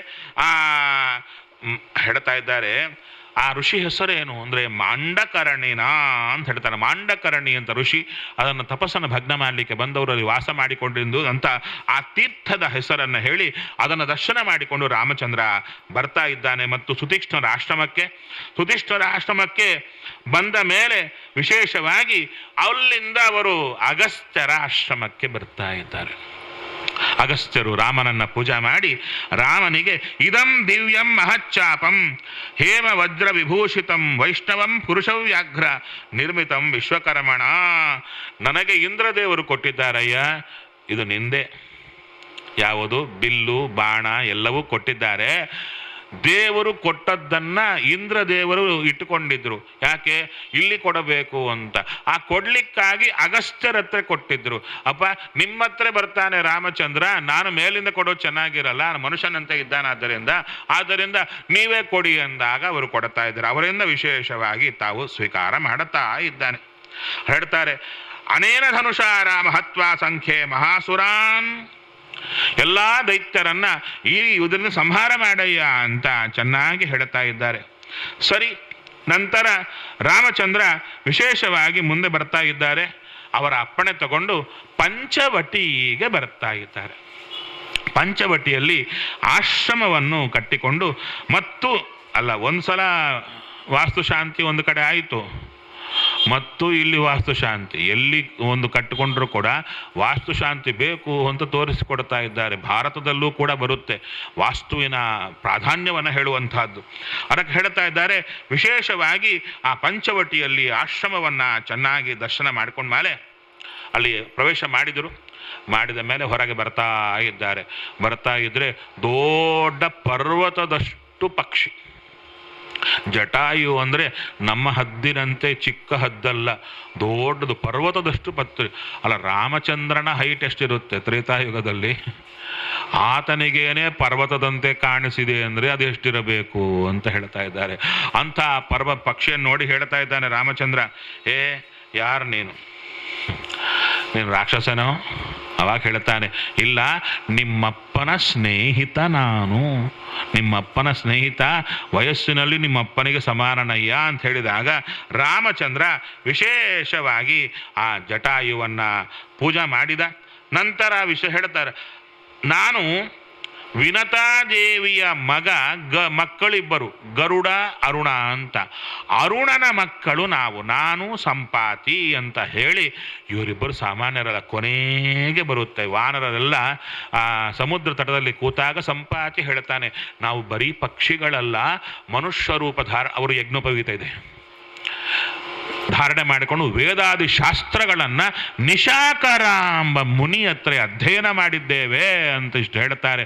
ಅದಕ್ಕೆ ರಾಮಚಂದ್ರ ಜಟಾಯು ಸತ್ತಾಗ ಮನುಷ್ಯರಿಗೆ ಯಾವ ವಿಧಿಯಲ್ಲಿ ಸುಡಬೇಕೋ, ಪಿಂಡ ಪ್ರದಾನ ಮಾಡಬೇಕೋ ಹಾಗೆ ಮಾಡಿದ. ಅಲ್ಲ, ಪಕ್ಷಿ ಸತ್ರ ಯಾರು ಮಾಡಲ್ಲ, ರಾಮಚಂದ್ರ ಯಾಕೆ ಮಾಡಿದ? ಈ ಕಾರಣ ಇದೆ ಅಂತ ಹೇಳಿಕೊಡ್ತಾ ಇದ್ದಾರೆ. ನಂತರ ಹೇಳ್ತಾ ಇದ್ದಾನೆ, ಜಟಾಯು ಹೇಳ್ತಾ ಇದ್ದಾನೆ, ನಾನು ಸೀತೆಯನ್ನ ಕಾದುಕೊಂಡಿರ್ತೇನೆ ರಾಮಚಂದ್ರ, ಇಲ್ಲೇ ಇರುತ್ತೇನೆ. ರಾಮಚಂದ್ರ ಒಪ್ಪಿದ, ಅಪ್ಪಿಕೊಂಡಂತೆ. ಸರಿ, ರಾಮಚಂದ್ರ ಇಬ್ಬರು ಕೂಡ ಅಲ್ಲೇ ಸೀತೆ ಚೆನ್ನಾಗಿದ್ದಾರೆ. ಲಕ್ಷ್ಮಣನ ಸೇವೆ ಹೇಳ್ತಾರೆ. ಸೀತೆ ಯಾವುದು ಬೇಕು ಅಂತ ಸುಮ್ಮನೆ ಈ ಕಡೆ ನೋಡಿದರೆ ಹೋಗಬೇಕು, ಲಕ್ಷ್ಮಣ ತಂದಿಡಬೇಕಲ್ಲಿ, ಅಷ್ಟು ಸೇವೆ.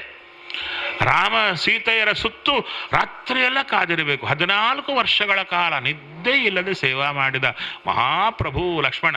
ನಮಗೆ ರಾಮದೇವರಲ್ಲಿ ಭಕ್ತಿ ಬರಬೇಕಾದ್ರೆ ಲಕ್ಷ್ಮಣನ ಪಾದಕ್ಕೆ ಬೀಳಬೇಕು, ಇಲ್ಲದೆ ಬರೋದೇ ಇಲ್ಲ. ಮನೋನಿಯಾಮಕರು ಶೇಷದೇವರವರು. ಸರಿ, ನಂತರ ಮುಂದೆ ವಿಶೇಷವಾಗಿ ಬರೋಳು ಬರ್ತಾ ಇದ್ದಾಳೆ. ಯಾರು? ಎಲ್ಲ ಯುದ್ಧಕ್ಕೆ ಯಾರು ಮೂಲ ಕಾರಣವೋ ಅವಳೇ ಬರ್ತಾ ಇದ್ದಾಳೆ. ಶೂರ್ಪ ನಖ, ಮೊರದಂತೆ ಇರುವ ಯಾವುದು ಈ ನಖಗಳು, ಉಗುರುಗಳು ಅಂತೆ. ಅದು ಹೇಗಿರ್ತಾಳೆ ನಾನು ನೋಡಿಲ್ಲ, ಒಂದ್ಸಲ ಕನಸಲ್ಲಿ ದರ್ಶನ ಕೊಟ್ಟರೆ ಹೇಗಿರುತ್ತೋ ಹೇಳ್ತಾರೆ. ಅವಳು ಒಂದು ಸಲ ಕಾಣಿಸಿದರೆ ಸ್ವಲ್ಪ ಹೃದಯದಲ್ಲಿ ದೌರ್ಬಲ್ಯ ಇದ್ದವರು ಸತ್ತೇ ಹೋಗ್ತಾರೆ ಅಂತ, ಅಷ್ಟು ಸುಂದರಿ ಅಂತ ಹೇಳ್ತಾ ಇದ್ದಾರೆ. ಅವಳು ರಾಮನ ಹತ್ರ ಬರ್ತಾ ಇದ್ದಾಳೆ. ರಾಮ ಕೇಳ್ತಾನೆ, ಯಾರು ನೀನು, ಯಾಕೆ ಬಂದೀಯ? ಪಾಪ ಅವಳು ಬಚ್ಚಿಟ್ಕೊಂಡಿಲ್ಲ, ನಿನಗಾಗಿ ಬಂದಿದ್ದೇನೆ ಅಂತ ಹೇಳಿ ಅವಳು ವಿಕೃತವಾಗಿದ್ದಾಳೆ. ಹೇಳೋದೇನು, ಈ ವಿಕೃತವಾದ ಸೀತೆಯನ್ನು ಬಿಟ್ಬಿಡು. ಹೇಳ್ತಾಳೆ, ಈ ವಿಕೃತವಾದ ಸೀತೆಯನ್ನು ಬಿಟ್ಟುಬಿಡು, ನನ್ನ ಹಿಡ್ಕೋ. ರಾಮ ಅಂತಾನೆ, ನನ್ನ ಕಟ್ಕೊಂಡು ನೀನೇನು ಉದ್ಧಾರ ಆಗ್ತೀಯ? ಯಾಕೆ? ನನ್ನ ನೀನು ಮದುವೆ ಮಾಡಿಕೊಂಡ್ರೆ ಇವಳ ಸೇವಕಳಾಗಿರ್ಬೇಕಾಗುತ್ತೆ ನೀನು. ಅದೇ ಅಲ್ಲದೆ ಸಪತ್ನಿತ್ವ ಬೇಡ ನಿನಗೆ.